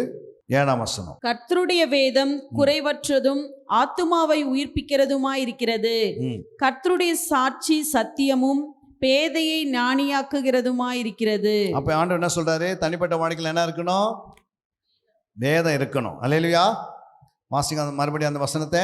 கர்த்தருடைய வேதம் குறைவற்றதும் ஆத்துமாவை உயிர்ப்பிக்கிறதுமாயிருக்கிறது. அப்போ உன்னுடைய தனிப்பட்ட வாழ்க்கையில வேதம் கையில் இருந்தா நிறைய ஆத்துமாக்கு என்ன பண்ணிப்பீங்க? போய் என்ன பண்ணுவீங்க? செத்து போன ஆத்மால உயிரை எழுப்பி கொண்டு வந்துடுவீங்க ஆலயத்துக்கு. கரெக்டாக பேசுவீங்க. புரியுங்களா? அங்கே போய் என்ன பண்ண வளவலன்னு பேசலாம் கூடாது. ஒரு ரட்சிக்கப்படாத இடத்துல வந்து ஒருத்தர் ரட்சிக்கப்படலைன்னா என்ன பண்ண? ஃபஸ்ட்டு இயேசு பற்றி சொல்லக்கூடாது. ஃபஸ்ட்டு அவங்ககிட்ட ஒரு பேச விடணும். என்ன செய்யணும்? ஒரு 5 நிமிஷம் பேசுங்க அப்படின்னு. உங்களுடைய குடும்பத்தை குறித்து சொல்லுங்கள் அப்படின்னு நம்மளே என்ன பண்ண தூண்டிக்கினே இருக்கணும். குடும்பத்தில் அப்பா அம்மாலாம் சொல்லினே வரும். அப்படியே சொல்லின்னு வந்து கரெக்டாக அப்படியே பேசும்போது அவங்களுடைய உள்ளத்தில் இருந்து சில காரியம் என்ன பண்ணும்? வெளிப்படும். அவங்களே பேசுவாங்க. என்னன்னு இந்த மாதிரி எங்கள் வீட்டில் ஒருத்தர் இறந்துட்டாங்க, அதனால் நான் என்ன பண்ண முடியல, அன்னிலேருந்து என் ஆத்மா என்ன ஆயிடுச்சு, நான் பலவீனப்பட்டுட்டேன் அப்படின்வாங்க. திரும்ப அது சொல்லிட்டு போயிட்டு மறுபடியும் என்ன பண்ணுவாங்க, 2 நிமிஷம் பொறுத்து மறுபடியும் அதே இருதயத்தில் இருக்கிற வார்த்தை கொண்டு வருவாங்க. அப்போ அவங்களுக்கு நல்லா தெரியும், அந்த வீட்டில் ஒருத்தர் மரணம் சந்தித்ததுனால்தான் அவங்க எப்படி இருக்கிறாங்க, பலவீனமாக இருக்கிறாங்க. அதை நிமித்தம் அவங்களாம் என்ன பண்ண முடியல, அடுத்த வேலை செய்ய முடியாது. புரியுதுங்களா? கட்டப்பட்ட போல இருப்பாங்க. இப்போ நீங்கள் என்ன பண்ணணும், உயிர்ப்பிக்கிற வசனங்களை எடுத்து அவங்க இருதயத்தில் அனுப்பணும். அந்த மாதிரி வசனத்தை பேசுனீங்கன்னா உடனே அவங்க ஆத்மா உயிரடையும். உயிரடைந்த பிறகு என்ன செய்வாங்க, நீங்கள் உடனே எங்கள் பாஸ்டர் இருக்கிறாரு, அவங்க ஜெபம் பண்ணாரு வாங்கன்னு சொன்ன பிறகு உடனே அவங்க என்ன பண்ணுவாங்க, வர ஆரம்பிச்சிடுவாங்க. ஏன்னா அவங்களுக்குள்ள அந்த உயிரடைந்த பிறகு சந்தோஷம் வர ஆரம்பிச்சிடும். புரியுதுங்களா? அப்போது அவங்களுக்குள்ள ஃபஸ்ட்டு குறைகளை கேட்டு தான் அப்புறம் வசனத்தை விதைத்து ஒரு சின்ன ஜெபம் பண்ணிவிட்டு நீங்கள் வந்துடுறீங்க.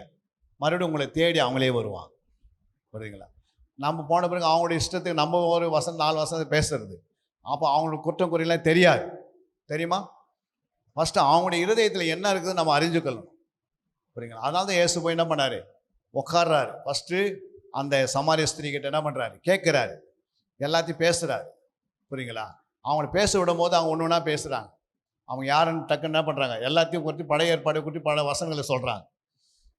ஆனால் ஆண்டவர் அவங்கள உயிர்ப்பித்து பாருங்கள், அவங்க ஒரு தீர்க்கதரிசியாக மாறுறாங்க. நீ மேசியான்றாங்க. யாருமே சொல்ல, ரட்சிக்கப்படாத ஒரு சகோதரி என்ன பண்ணுறாங்க, நீ மேசியா அப்படின்றாங்க, நீ கிறிஸ்துவான்றாங்க. தீர்க்கதரிசனம் அவங்க சொல்ல ஆரம்பிக்கிறாங்க. அப்போ ஏன் காரணம், ஆண்டவர் அந்த அம்மாவோட பேசினே இருக்கிறார். அல்லேலூயா. அடுத்தது பார்க்குறோம், நீங்கள் குடும்ப வாழ்க்கையில் வேதம் வர வேண்டும். ஒரு சீசனுடைய குடும்பத்தில் என்ன இருக்கணும், வேதம் இருக்க வேண்டும் என்று அங்கே சங்கீதம் 78:5. அவர் யாக்கோபிலே சாட்சியை ஏற்படுத்தி இஸ்ரவேலிலே வேதத்தை ஸ்தாபித்து அவைகளை தங்கள் பிள்ளைகளுக்கு அறிவிக்கும்படி நம்முடைய பிதாக்களுக்கு கட்டளையிட்டார். பிள்ளைங்களுக்கு என்ன செய்யணும், தன்னுடைய வேதத்தை குறித்து அறிவிக்கணும். அப்போ குடும்ப ஜபம் கரெக்டாக இருக்குதா வீட்டில்? எத்தனை குடும்ப ஜபத்தில் வீட்டில் குடும்ப ஜபம் இருக்குது? அவங்க மட்டும் கரங்களை வைத்து காட்டுங்க. ஒரே ஒரு சகோதரி இந்த சைடு 2 குடும்ப ஜபம். குடும்பத்தோடு உட்காந்து என்ன செய்யணும், உங்கள் வீட்டில் குடும்ப ஜபம் இருக்குதாப்பா அப்படின்னே தெரியலையா? இருக்கா? அப்பா அம்மாலாம் ஒன்றா சேர்ந்து குடும்ப ஜபம் பண்ணுறீங்களா சாயந்தரத்தில்? சரி, ஓகே. நீங்களும் அம்மா இருக்கிறீங்களா? பண்ணணும். உங்கள் வீட்டில் குடும்ப ஜபம் தனியாக இருக்கிற யாராவது குடும்பத்தில் இருக்கு இல்லையா? ஓகே. நீங்கள் இன்னும் இனிமேல் தான். நீங்கள் குடும்பம் இருக்கிறவங்களுக்கு என்ன பண்ணணும், குடும்ப ஜபம். அப்போ உங்கள் பிள்ளைங்களுக்கு என்ன பண்ணணும், வேதத்தை குறித்து சொல்லித்தரணும். அதுதான் ஆண்டவர் சொல்கிறாரு, அந்த சீசனாக இருக்கிறோம் குடும்பத்தில் என்ன பண்ணணும், பிள்ளைங்களுக்கு கருத்தோட வேதத்தை சொல்லித்தரணும். அடுத்து நம்ம 6வது பார்க்கிறோம், உன்னுடைய வேலை வாழ்க்கையிலே வேதம் வர வேண்டும். ஆதியாகமம் 39:9. இந்த வீட்டிலே என்னிலும் பெரியவன் இல்லை, நீ அவருடைய மனைவியா இருக்கிறபடியால் உன்னை தவிர வேறொன்றையும் அவர் எனக்கு விலக்கி வைக்கவில்லை. இப்படி இருக்க நான் இத்தனை பெரிய பொல்லாங்குக்கு உடன்பட்டு தேவனுக்கு விரோதமாய் பாவம் செய்வது எப்படி என்றான். பாருங்க என்ன சொல்றாரு, இந்த யோசேப்பு ஒரு வீட்டில் வேலை செய்கிறார், நம்மளும் வீட்டில் வேலையில் இருக்கிறோம். புரியுதுங்களா? நம்ம வேலைக்கு போகிறதுல வேலையில் எப்படி இருக்கணும், இத்தனை பெரிய பொல்லாங்கு செய்யறதுக்கு நம்ம இடம் கொடுக்கவே கூடாது. அல்லேலூயா. வேலை ஸ்தானத்தில் தப்பான காரியங்களுக்கு இடம் கொடுக்கவே கூடாது. அந்த இடத்துல நீ சாட்சியாக இருக்கணும். இந்த யோசேப்பு எப்படி இருந்தார், இத்தனை பெரிய பொல்லாங்க நான் எப்படி செய்ய முடியும் தேவனுக்கு விரோதமாக அப்படின்னு யாருக்கும் சொல்ல, அந்த அம்மாவே பாடம் எடுக்கிறார். அந்த அளவுக்கு அவன் பரிசுத்தமாக இருந்தார். புரியுங்களா? அந்த பரிசுத்தத்தை வைத்து ஆண்டவர் சிங்காசனத்துக்கு உயர்த்துறார் ஆண்டவர். அல்லேலூயா. அப்போ நம்முடைய வாழ்க்கையில் நம்ம எப்படி இருக்கணும், வேலை ஸ்தானத்தில் லஞ்சம் வாங்குறது, லஞ்சம் கொடுக்கறது, இதெல்லாம் நம்ம கையில் இருக்கவே கூடாது. புரியுங்களா? தேவையில்லாத நேரத்தோடு போகணும், நேரத்தோடு வரணும், அதிகாரிகளுக்கு பயந்து கீழ்ப்படிந்து இருக்கணும். இதெல்லாம் வேலை ஸ்தானத்தில் நீங்கள் இருக்கும் போது தான் அந்த அதிகாரி உங்களோட இயேசு இருக்கிறான்னு ஒரு நாள் பார்ப்பார். அல்லேலூயா. உங்களோட இயேசு இருக்கிறான்னு அவங்களுக்கு தெரிய வராதா?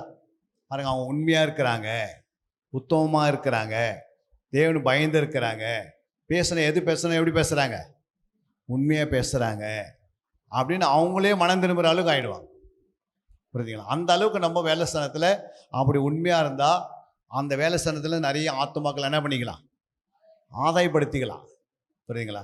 எனக்கு இருந்த ஒரு மேனேஜரு, நான் வேலை ஸ்தானத்தில் அந்த அதிகாரிக்கு நான் இயேசு பற்றி சொல்லி நானே அவங்களுக்கு கொண்டு போய் பைபிள் ஸ்கூலில் சேர்த்து என்னுடைய சர்டிஃபிகேட்டில் தீன் என்று பேர் அவர் போட்டோம். நான் போட்டோம், அவர் தீனா மாற்றி விட்டோம். அல்லையா? அதுக்கு என்ன காரணம்? அவருக்கு நான் படித்தது அவருக்கு சொன்னேன். அவரை வந்து கிளாஸில் சேர்ந்து படித்து, புரியுங்களா, அவரும் ஒரு சயின்டிஸ்ட் விஞ்ஞானியாக இருந்தார். யோசித்து பாருங்கள், இன்றைக்கி அவர் பிள்ளைங்கள்லாம் டாக்டராக இருக்கிறாங்க. நல்லா வசனத்தில் நான் எங்கே கூப்பிட்டாலும் என்னுடைய சர்டிஃபிகேட்டில் யாருக்காவது பிடிஹெச் முடித்து கொடுக்கும்போது அந்த சர்டிஃபிகேட்டில் ரெஜிஸ்டர்னு ஒருத்தர் போடுறோம். புரியுங்களா? ஒன்று தீன் என்று போடுறோம், இன்னொன்று வைஸ் சான்சலரை போடுறோம், அப்புறம் சான்சலர் போடுறோம். அதில் அவரும் ஒரு தீனாக இருக்கிறார். புரியுங்களா? ஒரு விஞ்ஞானி கொண்டு வந்து போட்டு வச்சுருக்கிறோம். அல்லையா? அப்போ ஏன் சொல்ல வர இதெல்லாம் எதுக்குன்னா, நம்ம சத்தியத்தை சொல்ல வேண்டிய நம்முடைய கடமை. மேலே நமக்கு சத்தியம் சொல்கிறதுக்கு டைம் இருக்கும். புரியுங்களா? நான் யாராவது சும்மா இருந்தால் கூட யாராவது ஒருத்தர் கூப்பிட்டு இயேசு பற்றி சொல்லுவேன். புரியுங்களா? அப்போ நான் கூப்பிட்டு சொல்ல என்கிட்ட யாருன்னா வராங்கன்னா இவர் இயேசு பற்றி சொல்லுவோன்னு ஃபஸ்ட்டே தெரியும் அவங்க. அதெல்லாம் என்ன பண்ண, வீண் வார்த்தைக்கு என்கிட்ட வரைய மாட்டாங்க. அவனை கொண்டு வந்து இயேசு யாருன்னு சொல்லி விட்டு போயிடுவோம். இந்திக்காரங்களை நிறைய பேருக்கு இந்தியில் சொல்லி அவர் ட்ரைனிங் ஆயிடுச்சு. அதனால தான் பஞ்சாபில் போய் நாங்கள் கிளாஸ் எடுக்கிறோம், மத்திய பிரதேசத்தில் கிளாஸ் எடுக்கிறோம், ஒரிசாவில் போய் இந்தியில் கிளாஸ் எடுக்கிறோம். புரியுங்களா? இந்த மாதிரி ஆண்டவர் என்ன பண்ணுறாரு, மறுபடியும் ஒரு ரொட்டேஷன். எப்படி பவுல் வந்து 10 வருஷம் பொறுத்து மறுபடியும் சுற்றி வருவார். அல்லையா? அந்த மாதிரி ஆண்டவர் என்ன பண்ணுறாரு, மறுபடியும் பல இடங்களில் என்ன பண்ணுறோம், கொண்டு போய் மறுபடியும் விதைத்திட்டு மறுபடியும் நாங்கள் என்ன பண்ணுறோம், வருகிற ஜனவரி மாதத்தில் மியான்மர் போகிறோம். 21 நாளைக்கு கிளாஸ், பைபிள் கிளாஸ் எடுக்கிறதுக்கு. புரியுங்களா? அப்போ மியான்மர் போனால் அப்புறம் மலேசியா போயிடுவோம், அப்புறம் சிங்கப்பூர் போயிடுவோம். அதனால் காற்றுக்கும் போதே நீங்கள் என்ன பண்ணிக்கணும், தூத்திக்கணும். நல்லா வாசித்து உங்கள் மேய்ப்பர் கீழே நல்ல சத்தியத்தை அறிஞ்சிக்கிற அறிவிலே வளரணும். அல்லையா? அப்புறம் ஆண்டவர் சொல்கிறாரு, அடுத்ததாக இருக்குது ஊழிய வாழ்க்கையில் வேதம் இருக்க வேணும். சங்கீதம் 94:13. சிட்சித்து உம்முடைய வேதத்தை கொண்டு போதிக்கிற மனுஷன் பாக்கியவான். இது என்ன பண்ணோம், எப்பவுமே என்ன பண்ணோம், சிட்சித்து கண்டித்து வேதத்தை போதிக்கிற மனுஷன் பாக்கியவான். உங்கள் மேய்ப்பர் வந்து சிட்சிக்கும் போது உடனே நீங்கள் கோவப்படக்கூடாது. புரியுங்களா? ஏன் சிட்சிக்கிறாரு? ஆண்டவர் யாரை சிட்சிப்பார்? யாரை நேசிக்கிறாரோ அவங்கள தான் சிட்சிப்பார். அப்போ சிட்சிக்கிறது நல்லதா கெட்டதா?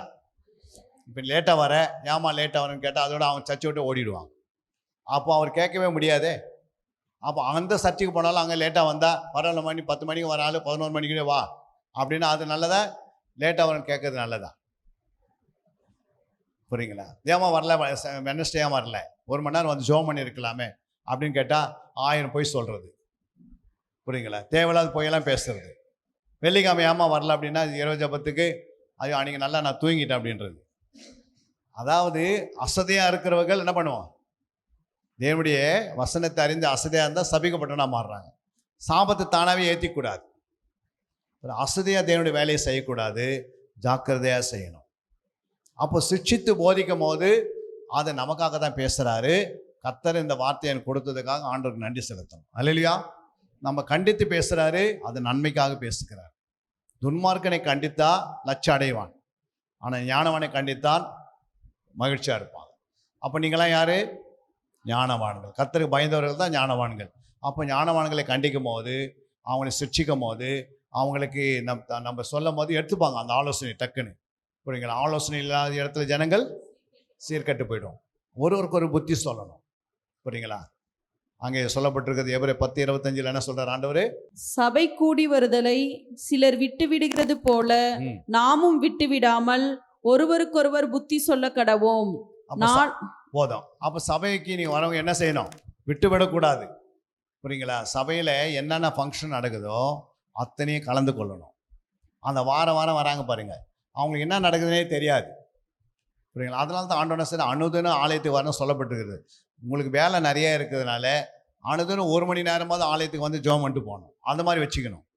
கர்த்தருடைய ஆலயத்தில் நீ வந்து ஜெபிக்கும் போது என்ன செய்வார் ஆண்டவர்? உன்னை அவருடைய மகிமையை நீ காண்பாய் அப்படின்னு ஆண்டு போடுறாருல. 27:4 வாசிக்கிறோம் சங்கீதத்தில். கர்த்தருடைய ஆலயத்துக்கு போவோம் வாருங்கள்னு சொல்லப்பட்டு வாசிங்க அந்த வசனத்தை.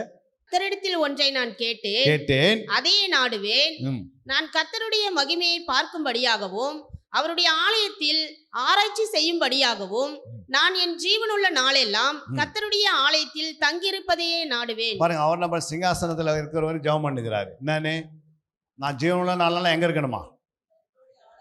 சிங்காசனத்துலேருந்து யாரும் வருவாங்களா? நம்ம ஆளுங்களை கொண்டு போய் சிங்காசனம் உட்கார வச்சுட்டிங்கன்னா அவங்க திரும்பி வரைய மாட்டாங்க. வருவாங்களா? ஐயா கூப்பிடுவாங்க, பாஸ்டர் ஐயா தசம்பாகம் வந்து இங்கேயே வாங்கின்னு போயிடுங்க, எனக்கு நேரம் இல்லைன்னுவாங்க. ஆனால் தாவீது பாருங்கள், எங்கேருந்து எங்கே வராரு?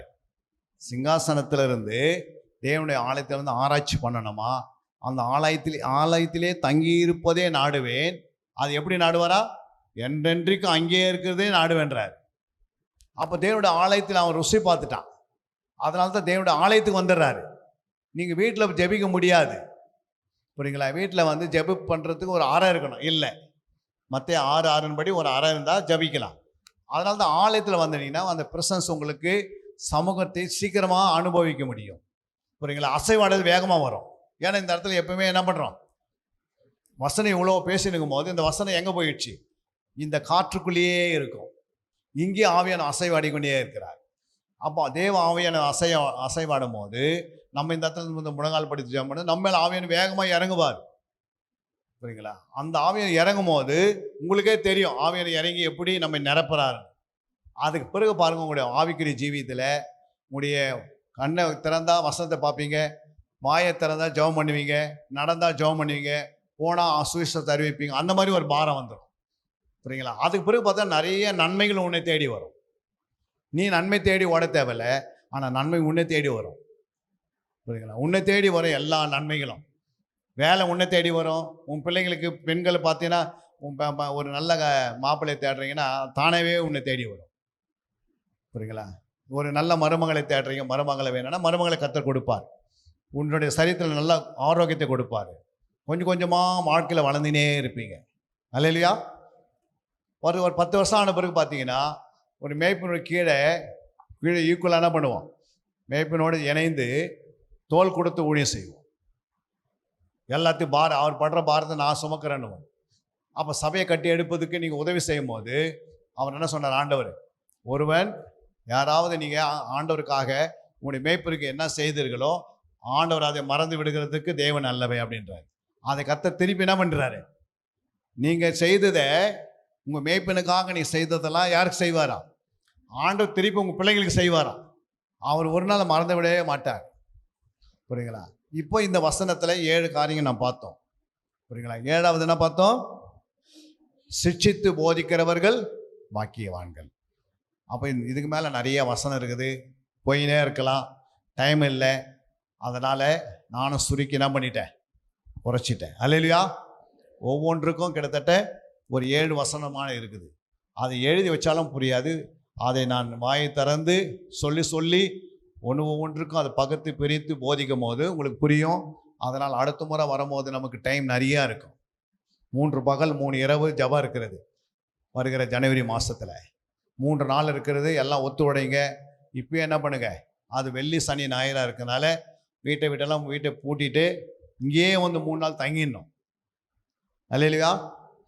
இங்கேயே தங்கிட்டு வீட்டுக்கு போகக்கூடாது. வீட்டுக்கு போனால் என்ன பண்ணோம், கொஞ்ச நேரம் படுப்பீங்க, அப்புறம் 2 ஹவர் எக்ஸ்ட்ரா ஆகிடும், அப்புறம் 4 ஹவர் எக்ஸ்ட்ரா ஆகிடும். அந்த 72 மணி இதே பிரசன்ஸில் இங்கேயே சுற்றின்னு இருந்தீங்கன்னா ஆவியனுடைய அபிஷேகம் மேலே இறங்கிடும். கோடி தன் முட்டை மேலே கரெக்டாக 21 நாள் உட்காந்து என்ன ஆகுது, என்னமாவது அழகான அதே போல் என்ன பண்ணுது, குஞ்சுகளை பறித்து வெளியே கொண்டு வந்துடுது. அது எப்படி இருக்குதோ அதே அழகுள்ள குஞ்சுகளை பறி. அதே ஒரு நாளைக்கு உட்காந்துட்டு 9 நாள் வெளியே சுற்றிட்டு வந்து மறுபடியும் உட்காந்து வெளியே சுற்றிட்டு வந்து உட்காந்து என்ன ஆகும், எல்லாம் மட்டும் கெட்டு போய் அது போல் அதனுடைய அழகை போல பெற்றெடுக்க முடியுமா? அப்போ தேவ சமூகத்தில் கண்டினியூவாக உட்காந்திங்கன்னா தான். எஸ்தர் அம்மா என்ன பண்ணாங்க, 3 பகல் 3 இரவு கண்ணீரோடு ஜெபம் பண்ணாங்க, தண்ணீர் குடிக்காமல் ஜெபம் பண்ணாங்க, ஆகார புசிக்காக ஜெபம் பண்ணாங்க.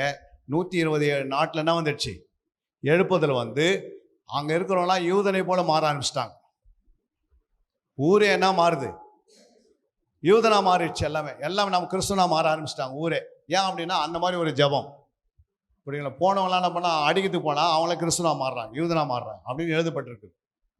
அப்போ நம்ம 3 பகல் 3 இரவு ஜபம் பண்ணால் இந்த அரூர் பட்டணத்தில், இந்த தருமபுரி மாவட்டத்தில் இந்த அரூரில் எத்தனை லட்சம் மக்கள் இருப்பாங்க? அரூர் பட்டணத்தில் எத்தனை மக்கள் இருப்பாங்க? எவ்வளோ மக்கள் இருப்பாங்க? ஒரு 5 லட்சம் இருப்பாங்களா? 6 லட்சம் இருப்பாங்க. 4 லட்சமா? இந்த 4 லட்சத்தில் 1 லட்சத்துக்கு 10% தசம் ஆகும். 40,000 பேர் இந்த சபை சுதந்திரிக்க முடியும். பக்கத்தில் இடம் காலியாக கிடக்குது. இங்கேருந்து அது வரைக்கும் இடம் வாங்க முடியும். இந்த சைடில் இந்த ஆளை தடுத்திட்டு அப்புறம் அந்த இடத்துல வாங்க முடியும். பின்னாடி முன்னாடி அவரை ரச்சு விட்டு உள்ளே சேர்த்துக்க போடு முடியுமா? முடியாதா? ஜபம் அவங்கள என்ன பண்ணோம்? எல்லா ஆவியும் துரத்தி விட்டுறோம். ஜபம்ன்றது சுத்திகரிப்பு.